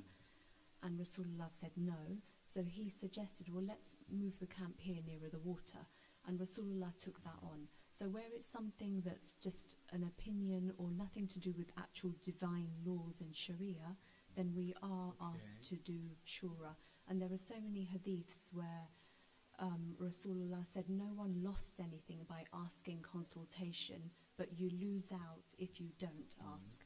And there was one from Imam Ali as well in Nahjul Balagha who said, I think perilous was the word, the translated word, is the one who just does his own thing and doesn't ask for consultation. So it's to control our ego that we are, not for the infallibles, but for us, it's that lesson to ask opinion, then make the decision, and then leave it in the hands of Allah. All right. What about things like beliefs? Beliefs are not to be questioned. So there's the whole ijtihad and the you know, that's a separate. And the example one of the tafseers used was how in medicine, you know, you can ask for a second opinion. Someone diagnoses you with a condition or a disease, you can go and have a second opinion, and that's what the rules like for ahkam are when you do that. But that's not shura. It's just like opinions. But for lay people, you do consultation not on, especially not on the usuli matters or the furu, you know, those are the ahkam. But for other things, you know, decisions, community issues, societal issues, political issues, consensus is the way forward, because you get buy-in, you know, with this kind of common sense. Yeah, Sheikh, Last one, and then we, inshallah. So, the question I have is, if you look at the ayah, Allah says, فَعَفُ عَنْهُمْ. You've seen that? فَعَفُ عَنْهُمْ. Yeah. Then he says, وَاسْتَغْفِرْ لَهُمْ. What's the difference between these two? فَعَفُ عَنْهُمْ, the sentence. وَاسْتَغْفِرْ لَهُمْ, what's the sentence? So, I don't know enough Arabic, but No, it's just fine. the So you names can of go to the Allah. English and then you can So explain. like you have Af and Istighfar, you know, the names of God when you look Ya Al-Af Wal-Af and Ya Ghafur or Ya Ghafir. One of them is the kind of forgiveness that you're asking where Allah just wipes out that it ever happened. I think that's Al-Af. Am I going No, down? I'm not is saying it yes or no. around? I'm listening. So it's two types of asking for forgiveness. So my question is, Allah speaks, فَبِمَا رَحْمَةٍ مِّنَ اللَّهِ لِنْتَ لَهُمْ وَلَوْ كُنْتَ فَضًّا غَلِيظَ الْقَلْبِ لَانفَضُّوا مِنْ حَوْلِكَ. And he says, فَاعْفُ عَنْهُمْ. Then immediately after that he says, وَاسْتَغْفِرْ لَهُمْ. So I'm saying, So in the this فَاعْفُ عَنْهُمْ speaks to something. وَاسْتَغْفِرْ لَهُمْ speaks to something. What's that? The translation here just says, pardon them, therefore, and ask pardon for them. Yeah, I got it. English is okay. It's not accurate, but it's okay. So I don't know whether this is Shakir. Oh, it's I think it's Shakir. Shakir, this one, Okay. isn't it?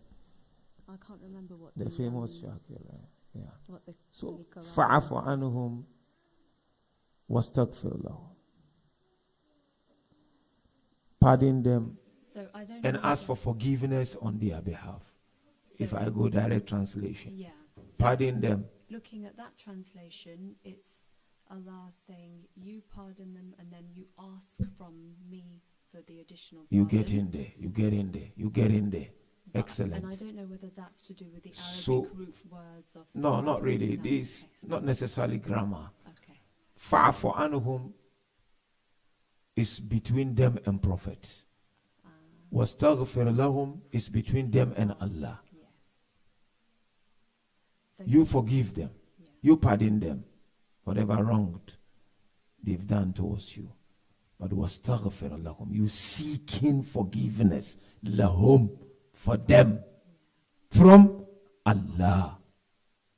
It's that lovely, it came across in all these ayahs actually, which I hadn't appreciated, that link It's between beautiful. This is Tawheed, very powerful, actually. Nubuwah, and then the imama as well that comes This is very from that. powerful. And the Because whole- you can pardon them, that's between you and them. But with Allah, you need to ask Allah to forgive their sins on their behalf. Last question, then we're done. Why immediately after that, Allah is saying, consult them? Why? Pardon them, ask for forgiveness on their behalf. But say, consult them. Hey, they wrong you, they wrong Allah. Fine, you're forgiving them, no problem. But why consult them? Because now they've asked forgiveness, you've asked for their forgiveness, the slate is clean, you start afresh. Okay. To reintroduce them back into the fold, to build up not just That's a the good one. army, I like that. To but that reintroduce them ummah, back into the fold, but more. and to make them feel part of the Fantastic. ummah, so To that they empower willingly- them. so Well that they're done. willingly Well done. Well committing done. and submitting, So they don't feel left out. left out. And this is what Rasulullah did so beautifully, because Excellent. he, you know, the whole, I was thinking when he came to Medina and the whole Ansar and Muhajir, putting them Yeah. together, but then in battles, he would Yeah. give them tasks Yeah. based on their original groupings. So he was very clever, you know, in recognizing that there's this united ummah, but those factions remain, and it's Yeah. okay, you can celebrate that. Sure. As long So as what practical lessons, quickly, if you can mention them, what practical lessons do we learn from this verse, and how do we implement them? I just want you to mention them 1, 2, 3, 4, 5, 6, and I will pick 1 or 2. How do we implement it with that? be gentle. Don't be rough in your words or in your heart. Ask, One. forgive others, and ask Allah to forgive me and others. Okay, 2. Consult with. Do you your consult? peers. Yes, You sure? I do actually. I don't know if I do with my children enough. I consult with my husband and my friends. Solid. And then tawakkul is the big thing, Mm. and it's the cornerstone really that we say we do tawakkul. Okay, tawakkul, and then another one. Making that decision and kind of being firm with that. You know, once you've done the shura, make the decision and be happy with it, and then leave it to God. When do you become happy of your decision? Because Allah says we don't have time. فَإِذَا عَزَمْتَ فَتَوَكَّلْ عَلَى اللَّهِ. Difference between these one and consulting people. They go hand in hand, don't they? How? Because you seek out others' opinions, and they do inform your own. That's the whole idea. But فَإِذَا عَزَمْتَ is singular. I'm just trying to get us think. فَإِذَا عَزَمْتَ is singular. It's not فَإِذَا عَزَمْتُمْ. So why is Allah saying when you decide? Because ultimately, it's on you. You can't blame. You have to go with the opinion. Really? Prophet? I was thinking more of like. Yeah, more general, but here, of course, the ayah we're looking at there. No worry, you've got an idea, but we don't have time anymore. How do we implement tawakkul in our lives? We truly, from our heart, know that no one else can assist us. Only Allah has that power. We have to, sometimes. No, we think you we can go do to it all. work. You are in medical field, isn't it? No, I work for a housing company. Yeah, okay, housing company. Yeah. You try everything. Things are not coming your way. You consulted. Things are not working out. Consult your husband, whoever. Things are not coming well. How do you activate tawakkul in this? You recognize that sometimes you have to leave it in Allah's hands. How do you live in Allah's You hands? do dua, and then you just make dua. There are sometimes you just have to sit quietly, hold your tongue, and make dua that Allah will bring out, and have the patience as well. Because it's always that Nabi Yusuf story. He saw the dream, and like if it was one of us and come out of prison, he was still in prison when his colleague, had, and it was by chance, fluke years later.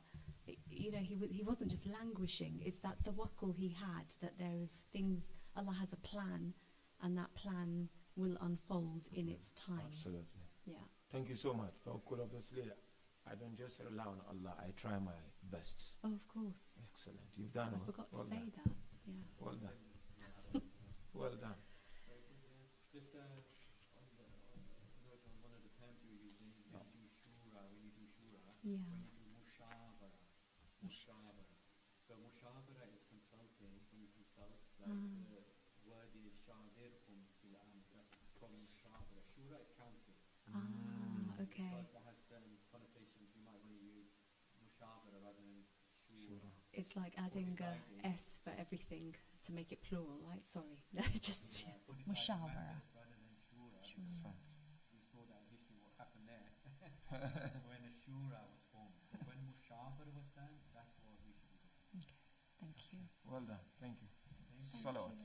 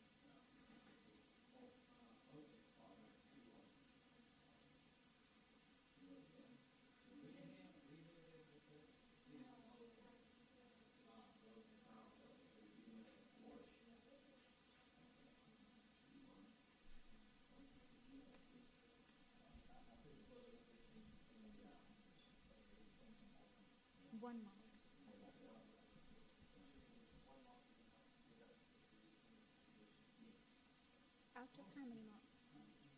Oh, just 1 mark.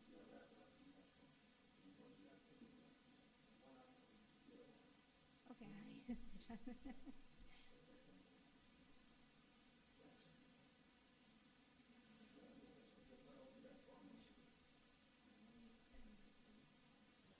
12 minutes. I thought 45. Okay.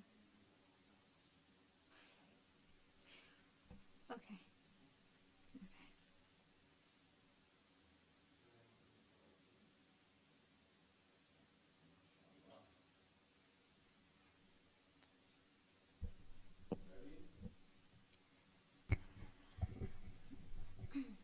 MashaAllah.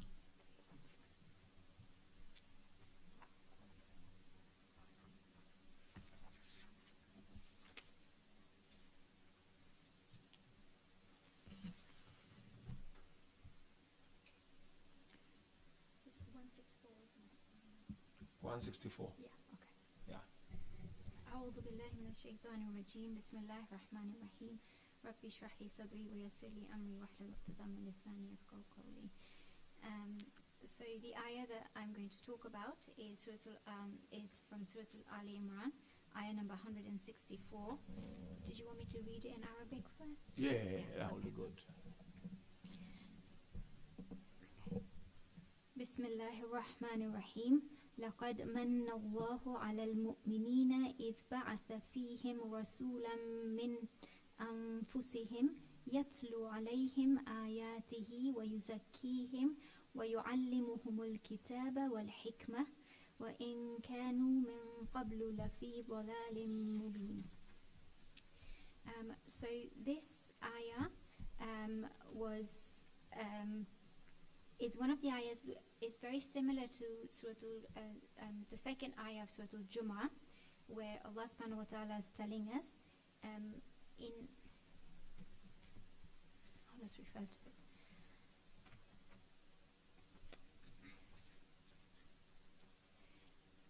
I'll read the translation. Yeah. So it is He who sent to the unlettered people the book and wisdom, and earlier they had been in manifest error. And then there's also another ayah in the Holy Quran in Surah Al-Baqarah, where it says, "Since we have sent you a messenger from among yourselves, reciting to you our revelations, purifying you, teaching you the book and wisdom, and teaching you what you never knew." So in this verse, the ayahs before this verse, there are two ayahs which compare the two groups of people. One of the groups follows the pleasures of this world, the pleasures of Allah subhanahu wa ta'ala, and the other group that follows their own pleasures and those that desire the wrath of Allah. And Allah subhanahu wa ta'ala talks about their fate in these two ayahs.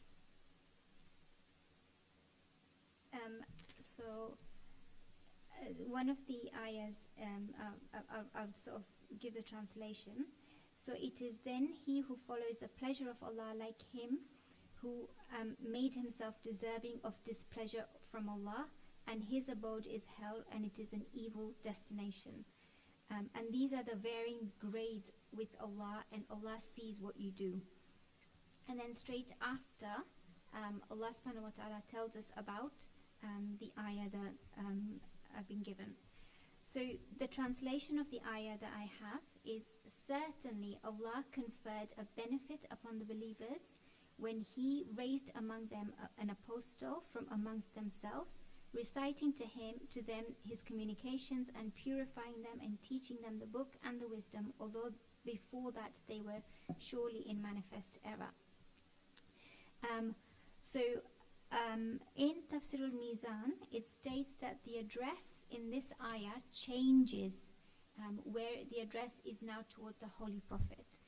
And it's a very interesting concept because Allama Tabatabai tells us that Allah subhanahu wa ta'ala uses, He doesn't say Ya ayyuhal ladhina amanu, He uses the verb believing as an adjective, because when you add an adjective to a noun, it shows the closeness of it. It's part of you, like, for example, a red rose, so you'd identify like that.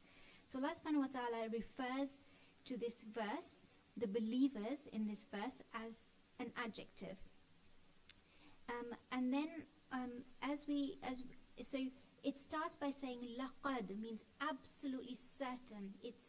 There's no question about it, there's no doubt about it. And then it says manna. Now the word manna is, from what I read from Tafsir Mizan, and that it says that manna is a stone or a weight that is used to determine the value of something or the weight of something. And Allah subhanahu wa ta'ala is saying, surely that Allah subhanahu wa ta'ala has given a great favor. It's obviously an irreplaceable, you can't reciprocate that favor, but it is, like, I've done you a favor. It's huge. So he says that this is a huge favor on the believers, on the believing men and women, by raising a messenger from amongst themselves. Now, it is really important to think about, why did the Holy Prophet come from amongst themselves? And there's several benefits of this. Some of the benefits are that, people know his background and can trust him. Now, the only occasion when somebody wouldn't be able to trust him, or wouldn't be able to relate to him, or wouldn't be able to feel that he's worthy of being a leader, if his akhlaq wasn't good. But we know from the Quran, and we know from history, that his akhlaq was the best of akhlaq. And we know that Allah subhanahu wa ta'ala tells us that he is the most excellent example in Surah Al-Ahzab, ayah number 21. Allah subhanahu wa ta'ala, so the advantages of having a prophet from amongst themselves is that, they know him, they can trust him, they have seen him. And also, in ayah number, Surah Al-Kahf, ayah number 110, Allah subhanahu wa ta'ala tells us to tell the Holy Prophet, say, I am only a man like you, to whom has been revealed that your God is one God. And that's really important, because now the people can relate to somebody. The Holy Prophet isn't a supernatural character that they can't emulate. Another advantage of having somebody from within themselves is that he can be sympathetic. He's speaking their dialect, he's eating their food, he's part of that. He experiences life in pretty much the same way as the rest of the community. So he can be sympathetic to their pains, their joys, their sorrows. And also accessibility. It's really important for a leader like the Holy Prophet to be accessible, especially as we progress on to the ayah and we see what jobs he has been assigned to do. And communication. So communication is absolutely critical. He wouldn't be able to relay the message, the divine message from Allah subhanahu wa ta'ala, if he couldn't communicate to the people. And it's not just the words, it's the gestures, it's the nuances of language, the dialect, all of that.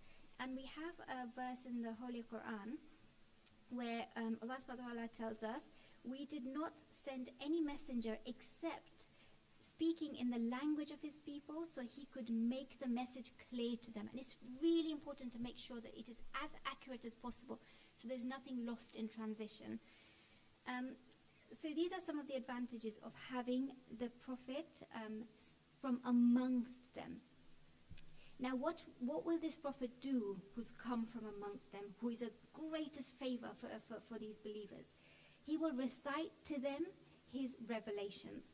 Now, we know from ayah number,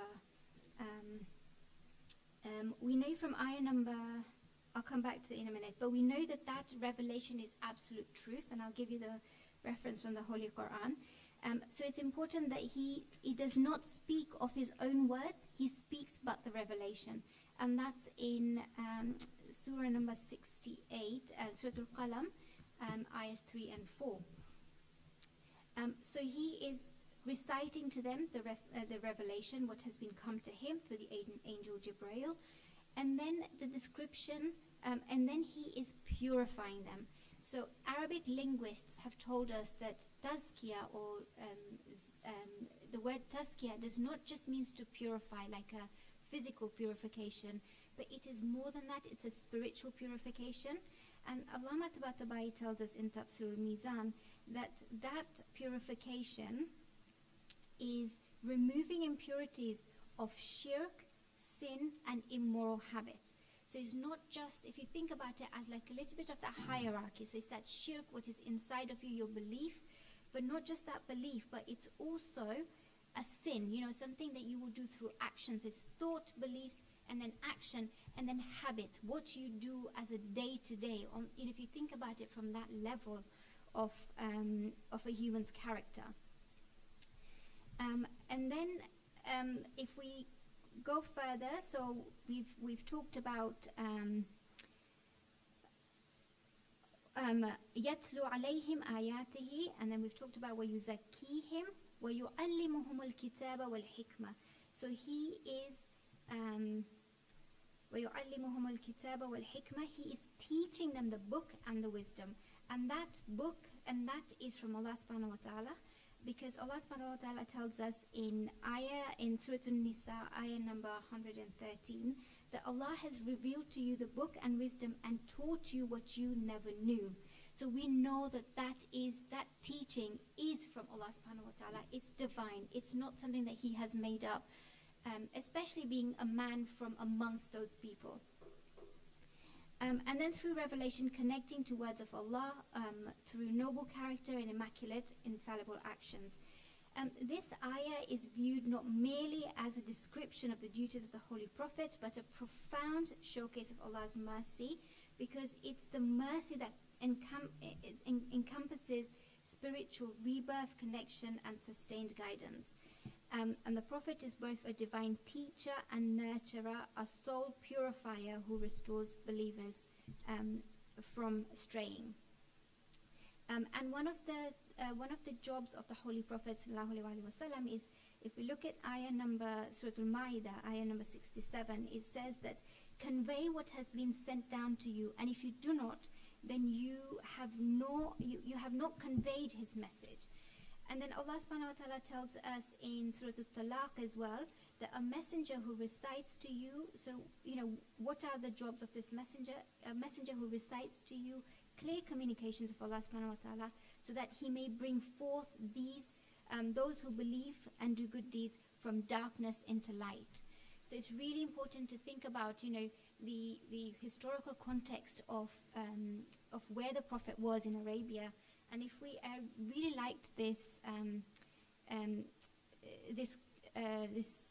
statement from Hazrat Jafar ibn Jafar Tayyar when he went to meet the king in Ethiopia, and he said when he was describing Arabia, and he said, "O king, we were a people in a state of ignorance and immorality, worshipping idols and eating the flesh of dead animals, committing all sorts of abomination and shameful deeds, breaking the ties of kinship, treating guests badly, and strong among us exploited the weak." صدق الله العلي العظيم. صلوات. Thank you so much, Alia.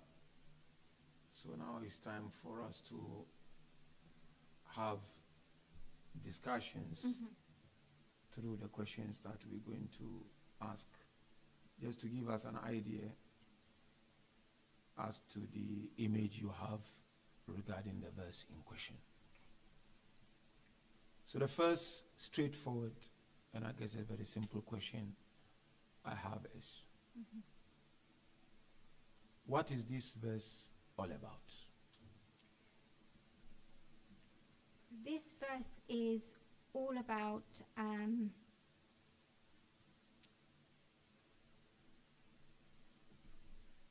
the favor on the believing people and the duties of the Holy Prophet sallallahu alaihi wasallam.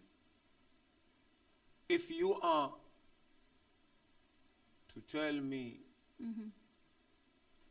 one main theme of this verse, what will that be? So between the two things I've mentioned. No, yeah, it's up to you. But one main theme, someone says to you, okay, there are so many things we can get from this verse, but if you are to look at the verse from close, what will be one main theme that will come to mind? what is the Holy Prophet here to do in this? Why was he sent? What is his role? That's good, but let me give you a hint. Maybe through that hint you can give me something more. So if you look at the word man Allah, the word man, can you just look at that and tell me what is this verse all about? Well, then it's probably the former, the favor of Allah subhanahu wa ta'ala on believing. Fantastic. Okay. The greatest favor of Allah. Mm-hmm. That's good. Now, what is this favor? Sending the Holy Prophet sallallahu alaihi wasallam.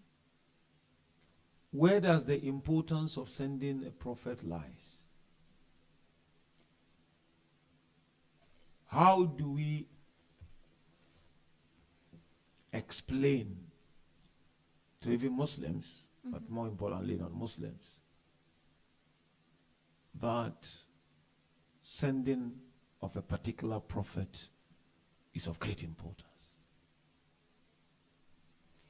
So we can look back at the verse in Surah Al-Talaq, verse number 11, and it is really to bring us from darkness into light. I understand that. That's good. And it's something practical. And it is to, the Holy Prophet ﷺ has said, I think it's in Majmul Bayan, that he was sent to complete or to perfect the akhlaq. With hadith, yeah. Yeah. Yeah, but give me something practical. Hadith, excellent. Quran, why not? But something practical. Okay, so... Because Allah is لَكَدْ مَنَّ اللَّهُ Yeah. عَلَى الْمُؤْمِنِينَ. Yeah. So it means this is something of great importance. This is something very extremely serious. Yeah. So how I teach it to my kids is that if you imagine this life as a school, and Allah subhanahu wa ta'ala has sent teachers like the Holy Prophet, the prophets before him, the Ahlul Bayt, and then the book. You can't learn from the book without a teacher. And a teacher needs something to refer from and gain more knowledge, or gain their knowledge from something and gain more knowledge, keep up, as we say. So I think that's the most practical thing, because, like how we know from Hadith al-Thaqalain that, the Holy Prophet said the most important thing he's leaving behind, this great man who is the greatest favor on, is man Allah on this, in this world. Why is that important? How do you practically explain to Muslims and non-Muslims alike that what Allah said in the Holy Quran, لَقَدْ مَنَّ اللَّهُ عَلَى الْمُؤْمِنِينَ, is indeed the haqq. So something very practical. Yeah, so we've been sent, that I can feel, I can sense, okay. I can experience. So we've been sent with the basic fitrah, like, things that, knowing that, for example, lying is bad, or, all of that. But to reach our full potential, to get the ma'rifah of Allah subhanahu wa ta'ala, we need the Quran and we need the Ahlul Bayt. I got you. Allah is saying prophet is a favor. Yes.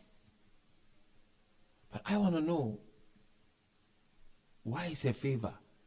But I don't want theory. I want something practical that I can feel, I can sense, I can see, to appreciate that indeed coming of the prophets is a great, in fact, greatest favor of Allah. Okay. So I'll go back to akhlaq, for example. He has taught us to brush our teeth. He has taught us to comb our hair, which science says that, combing your hair circulates the blood, increases your memory. He has taught us mannerisms of how to act with people. It's a complete package with him. He has taught us all of these things, and whereas he probably hasn't got the credit for a lot of these things through history, but we all know that a lot of this has come from him.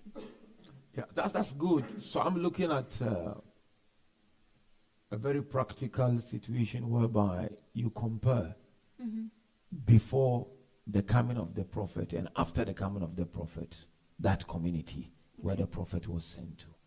That's something very practical. So if you look at each and every prophet of Allah, or to say the messengers of Allah, before going to that particular society or community, they were finished. Yes. Oh, I They know. were uncivilized. But the message has lived on since. So that's something practical for me. Yes. Yeah. So that's the greatest. So I see the manna. difference. Before his coming, you were finished.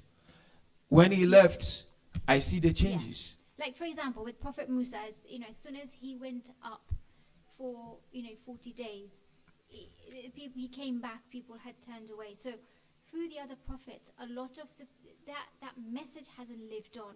Whereas at the moment, inshallah, we are a better believing ummah of the Holy Prophet. Yeah, it lived. Even Musa to some extent. Obviously, he came back. Yes. Yeah. And he did a lot of work. Yeah. Yeah. But then if you look at our prophet, within 2 decades, Mm. he changed people who Yes. did not even believe in the beginning and in the end, Yeah. as Quran mentioned. He was a complete reformer. Fantastic. He changed people who had no clue when it comes to family relationship, for example. And some of them, when they went back to Makkah, and their families were asking them, what did you learn from Muhammad? They would say, Muhammad taught us our heaven is under your feet, you our mothers who refused to come with us to Medina, for example. Yeah. So the changes, the impact of these great personalities Yeah. made it Transforming. fantastic. Yeah. So that's one. Now let's move forward a bit. Okay. If you look at the entire verse, from لَقَدْ مَنَّ اللَّهُ عَلَى الْمُؤْمِنِينَ up to the end, لَفِي ضَلَالٍ مُبِينٍ. What is this verse indicating to? The entire verse. I'm not talking of the piece and piece of the verse. No, the entire verse. I mean, You mentioned a little bit in passing, but I didn't get it. That's why I'm asking this question. So I guess you could relate it to the age of Jahiliyyah, because they were in manifest error. You could, it was more tangible. Everyone could see it. And I was reading in the biography of the Holy Prophet, I can't remember the name of the author, based on Islam.org. For example, the bearing of the daughters came about because they were in continual wars, and I didn't know that. I thought it was just it was interesting to see the origin, and they said that it came about because if they were warring, and there's a tribe that won and would have kind of possessed the ladies, and the ladies didn't want to go back to their tribe if they got married to somebody from the opposite tribe. And as a result, it was a big shame on their tribe, and therefore they made that was one of the reasons that they killed the girls, the baby girls, because they felt that it was a shame upon their community, which I thought was really interesting. So we can just see how jahil, how ignorant that community was to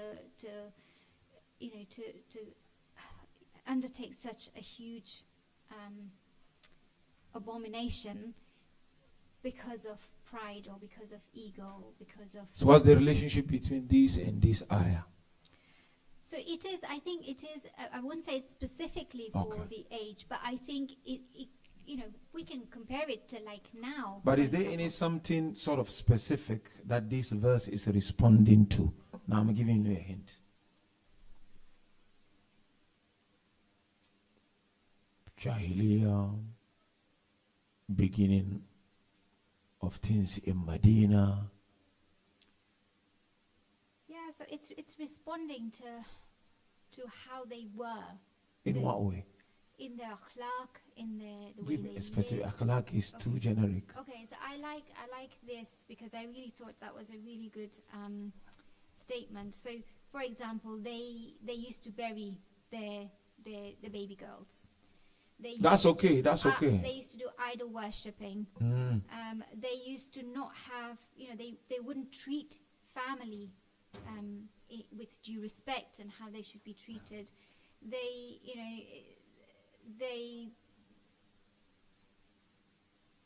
Have you read something about the Battle of Uhud?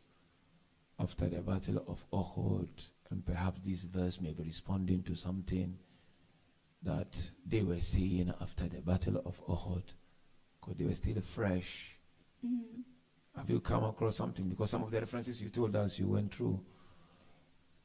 I may have in passing, but maybe not Yeah. paid much attention to it. You were asking questions.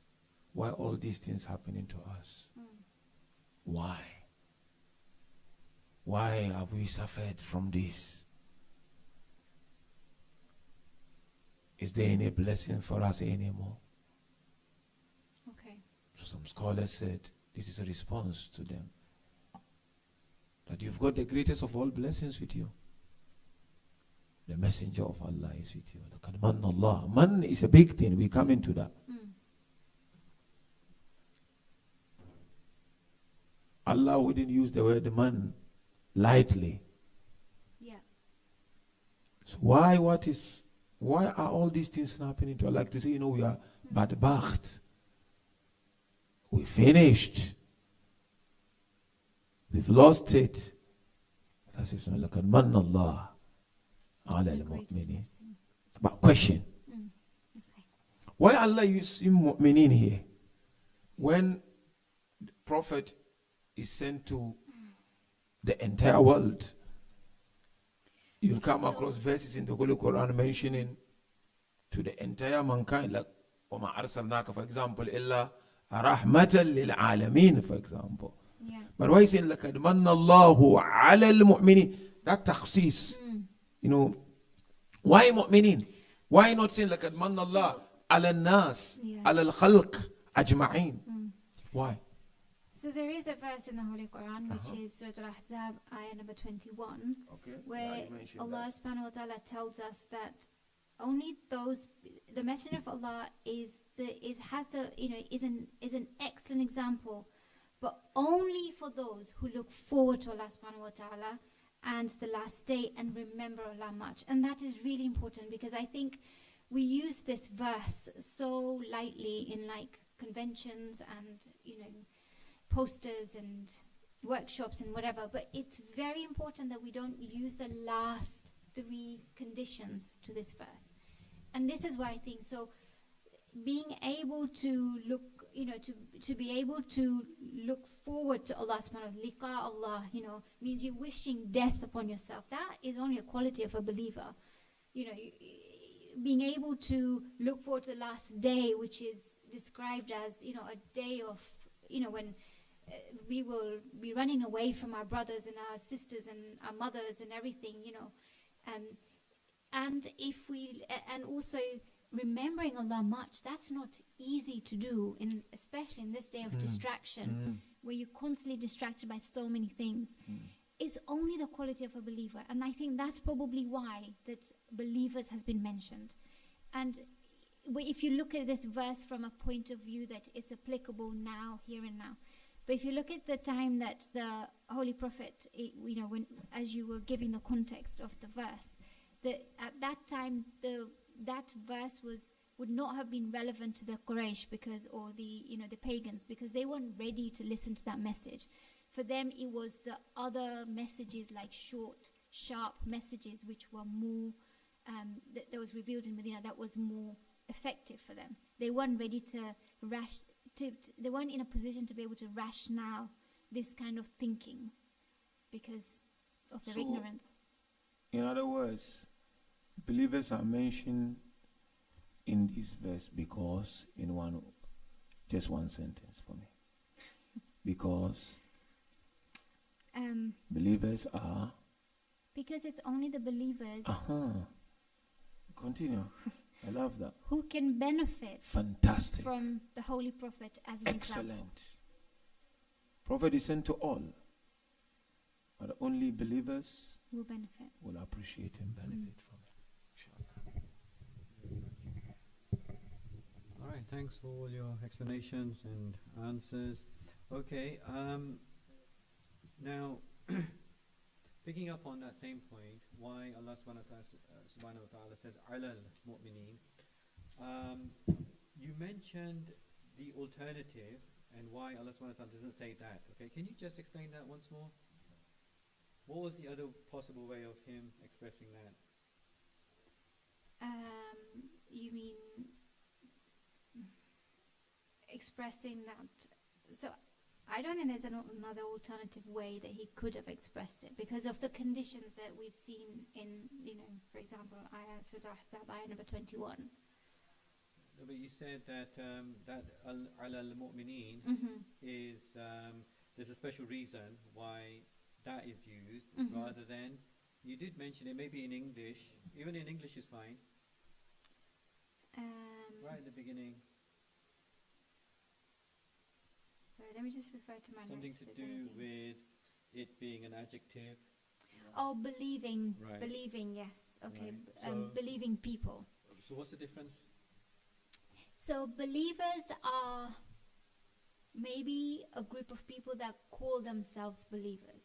Maybe I come under that, but believing means they already are. It's part of them. It's not something that they're called, but they're part of them. It's part of Right, their everyday. The speaker is who? The speaker is Allah subhanahu wa ta'ala. Right. So is he saying that? Is that what he means? Just think about it a sec. Because this is not about others calling themselves this or that. It's Allah subhanahu wa ta'ala addressing the believers like this, as opposed to those who believe.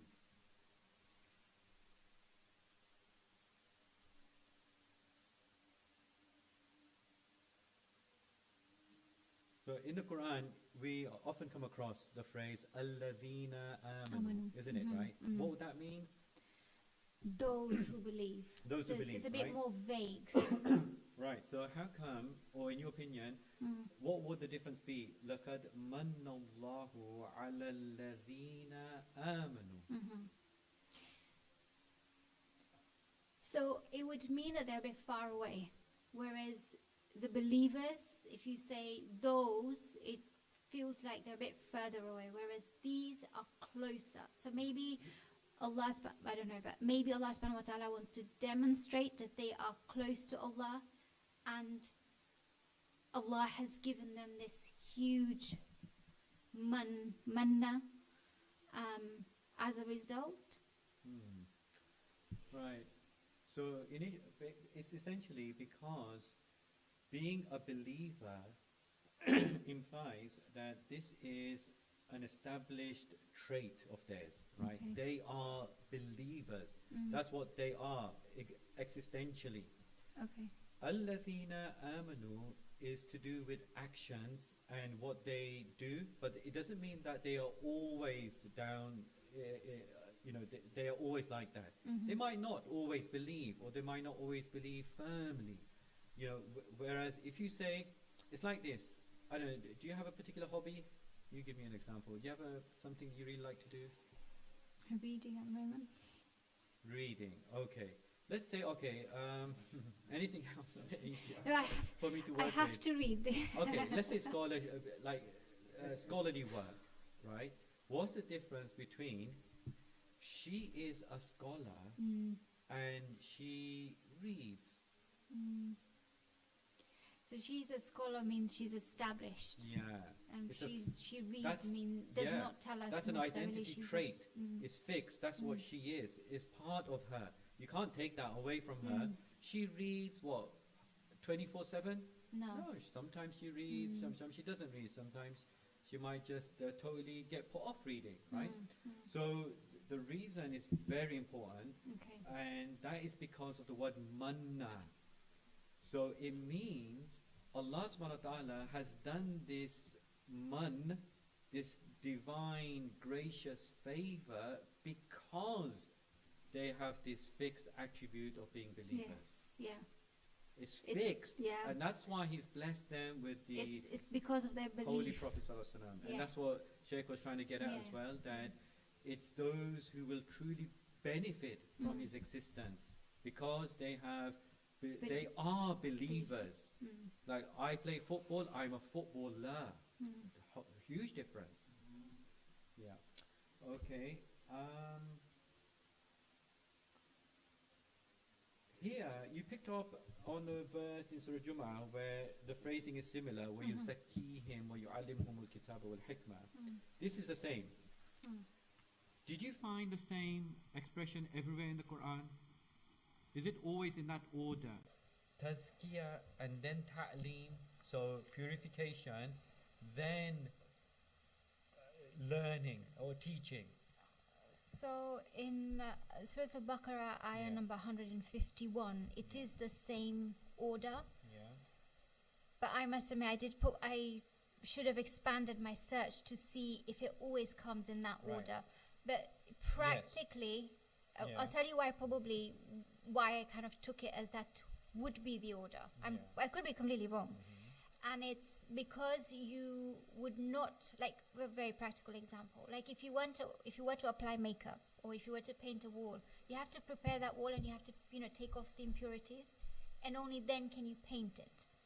So I thought that, I guess, and I need to look more, but I thought that would be the universal order, because you can't teach before you purify. You can't paint before you clean. And then, so I thought So everything, like you teach, I think, in madrasa or not? yes, right? I teach What Quran. about all of us who teach? Is that all hopeless chase because they haven't been fully purified?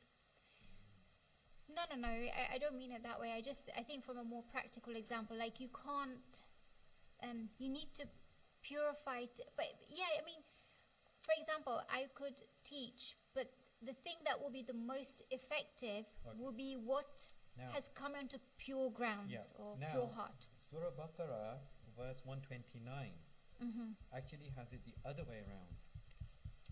ربنا وابعث فيهم رسولا منهم يتلو عليهم آياتك ويعلمهم الكتاب والحكمة ويزكيهم.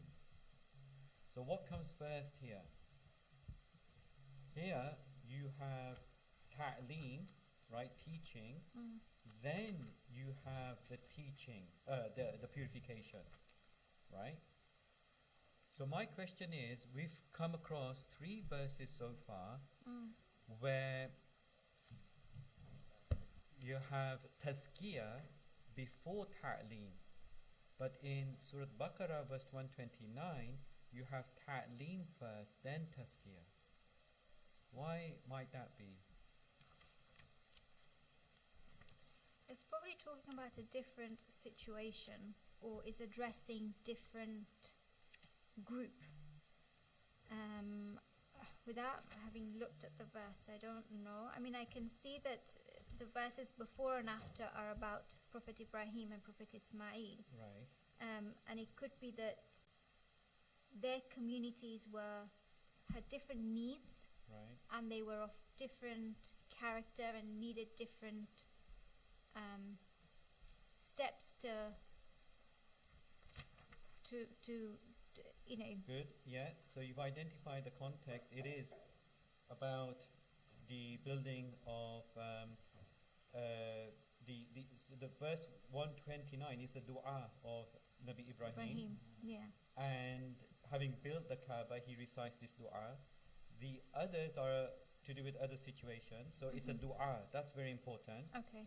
You mentioned that it could be the fact that you need purification first, right? And in order for that purity to come in, that cleanliness to happen, and then you are able to have that teaching much more effective.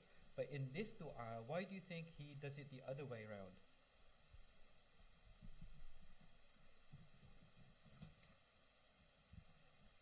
Then how do we tie that in with 3 instances of the opposite?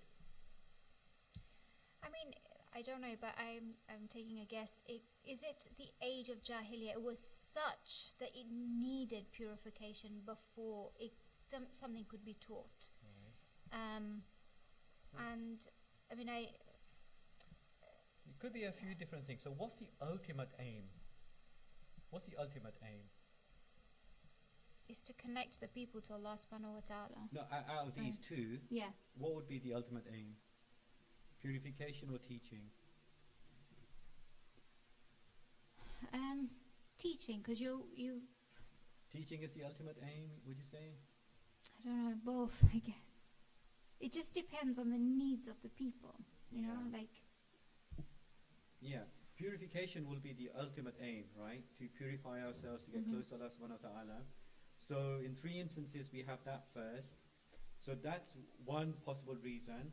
Also from the perspective of it being a dua, right? That Nabi Ibrahim is reciting a dua here. And from the reason why it could be like that is because when the Blessed Prophet is told about this, right, that this is what he does, it's because this is what he does with the community. He purifies them, being the ultimate aim, and he teaches them to get them to that aim. Nabi Ibrahim reciting the dua is looking at it from the perspective of the natural order for him, and like in his situation, that first there comes this teaching, and then there comes this purification. Do you get it? yeah. So he's looking at it from his circumstance at that time. The natural order is teaching first, then you got the purification. Because without knowledge, how are you going to gain that purification? Whereas the Prophet is charged to purify everyone ultimately. That's the ultimate aim, and then Right. that is done through teaching. Okay. Yeah. Okay. And is time up or is still? Oh, no. Did you want to ask as well? Okay. Right. Yes, in terms of the context, so I don't know if you can have a quick look at what came before. Before the ayah Yes, in question, yes. yeah?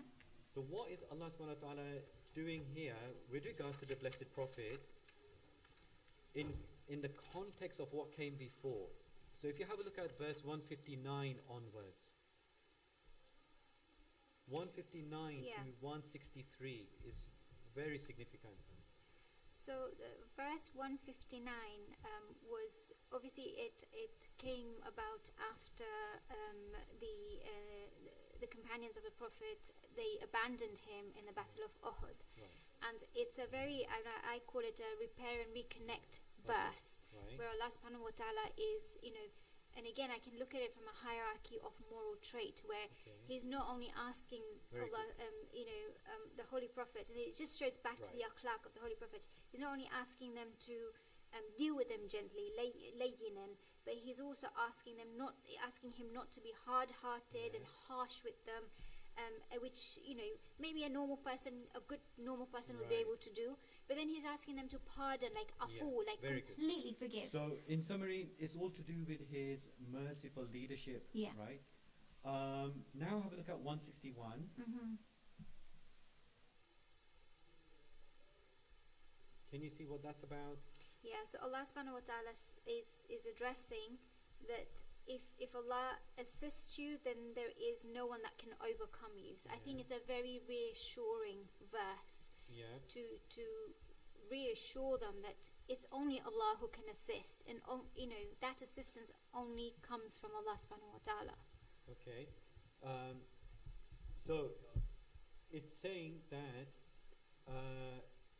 it is not appropriate for a prophet to illegally withhold spoils of war. And whoever does so, it will be held against on the day of judgment. Every soul will be paid for what it's done. So the prophet is, again, someone who's very honest, truthful, sincere to the commands of Allah subhanahu wa ta'ala, his duties. So now again, we've got his honesty and his integrity.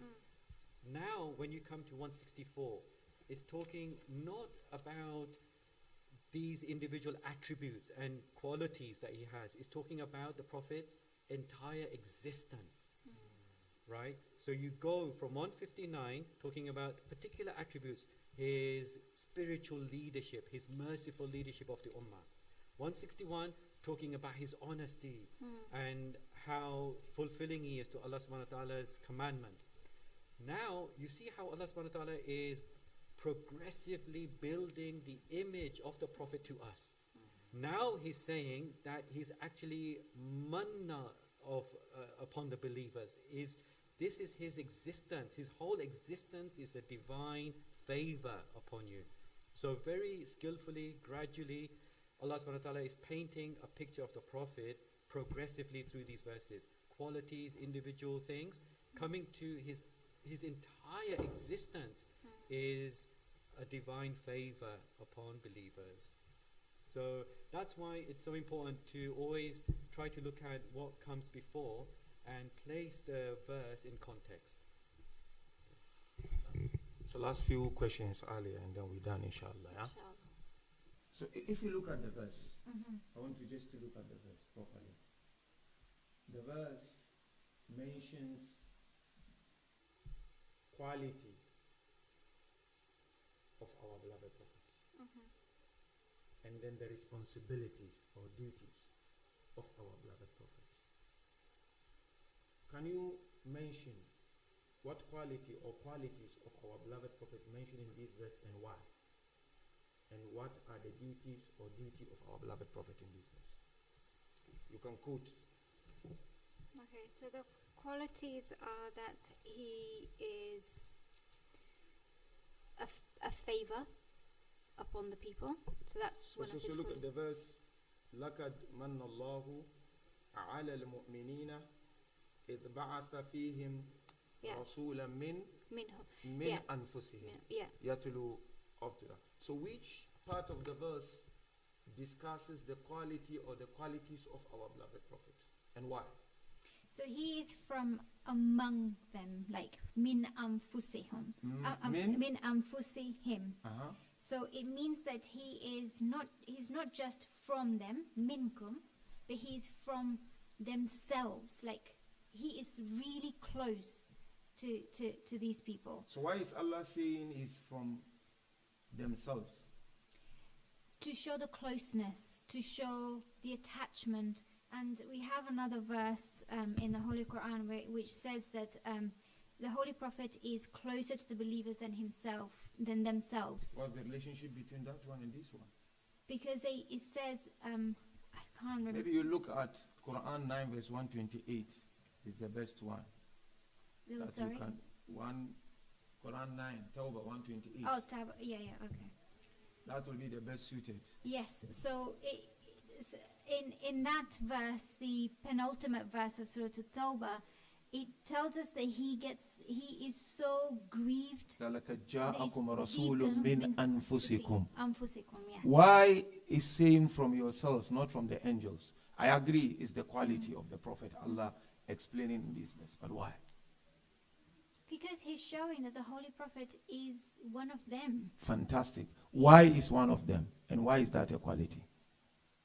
Because it has to be, otherwise they would not be able to follow him if he was an angel or I get that. But maybe angels, they will be more surprised. MashaAllah, this is a miracle. We wanted that. But why? So for some of the benefits that I mentioned before, Yeah. that he can communicate to them. He understands can them. stand He's a He's human like sympathetic them. to them, yes. Fantastic. So fine, that is good one.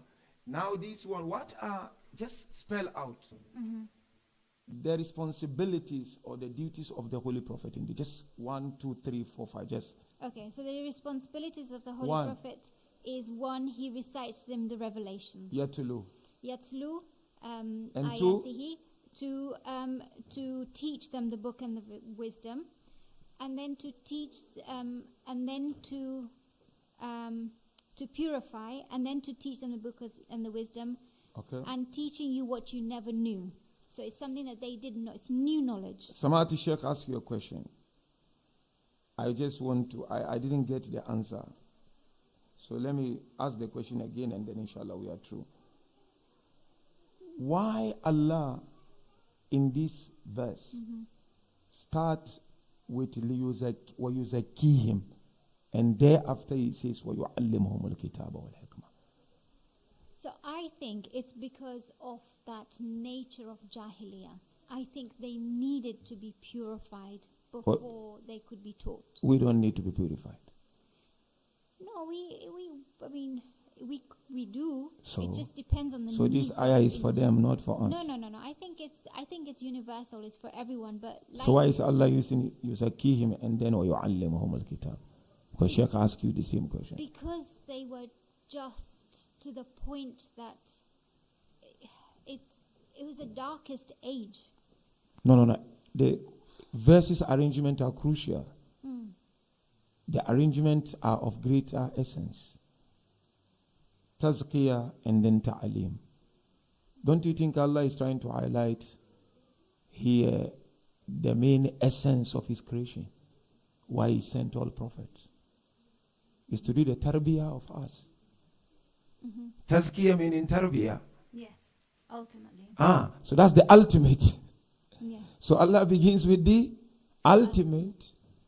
Yes, ta'aleem, hikmah, good. Mm. But the main essence is what? Purification. Tazkiyah, purification, tarbiyah. Mm. You teach. You are a teacher, isn't it? Mm. The essence is for them to go out to become better human beings. In conclusion, no, I think they finished the meeting. That's a hint. That's a hint. We're finishing now. I think you have to go to the AV room.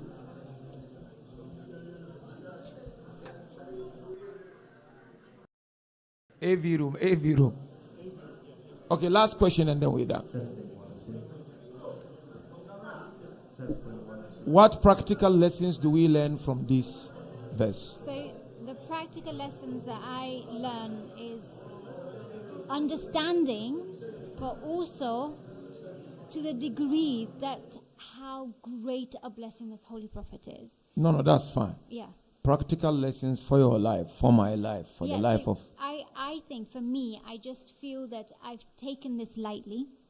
I also feel that I need to learn to purify myself more before I, and it could be just very practical, making sure I'm in wudu, that physical purification, making sure I'm in that state where I can receive or understand the message, making sure that I am able to it's making sure that I'm able to connect with what the Holy, which was important to the Holy Prophet and what is important to Allah subhanahu wa ta'ala, in a way, in that stage process, so I can understand it better, I can accept it better, I can implement it better in my life. And I feel that for me, I've learned from this verse that it can't, looking at tafseer, for example, then just the translation. That's good. Thank you so much, Alia. Inshallah, we'll see you next year if we remain alive. Salawat. Allahumma salli ala Muhammad wa ali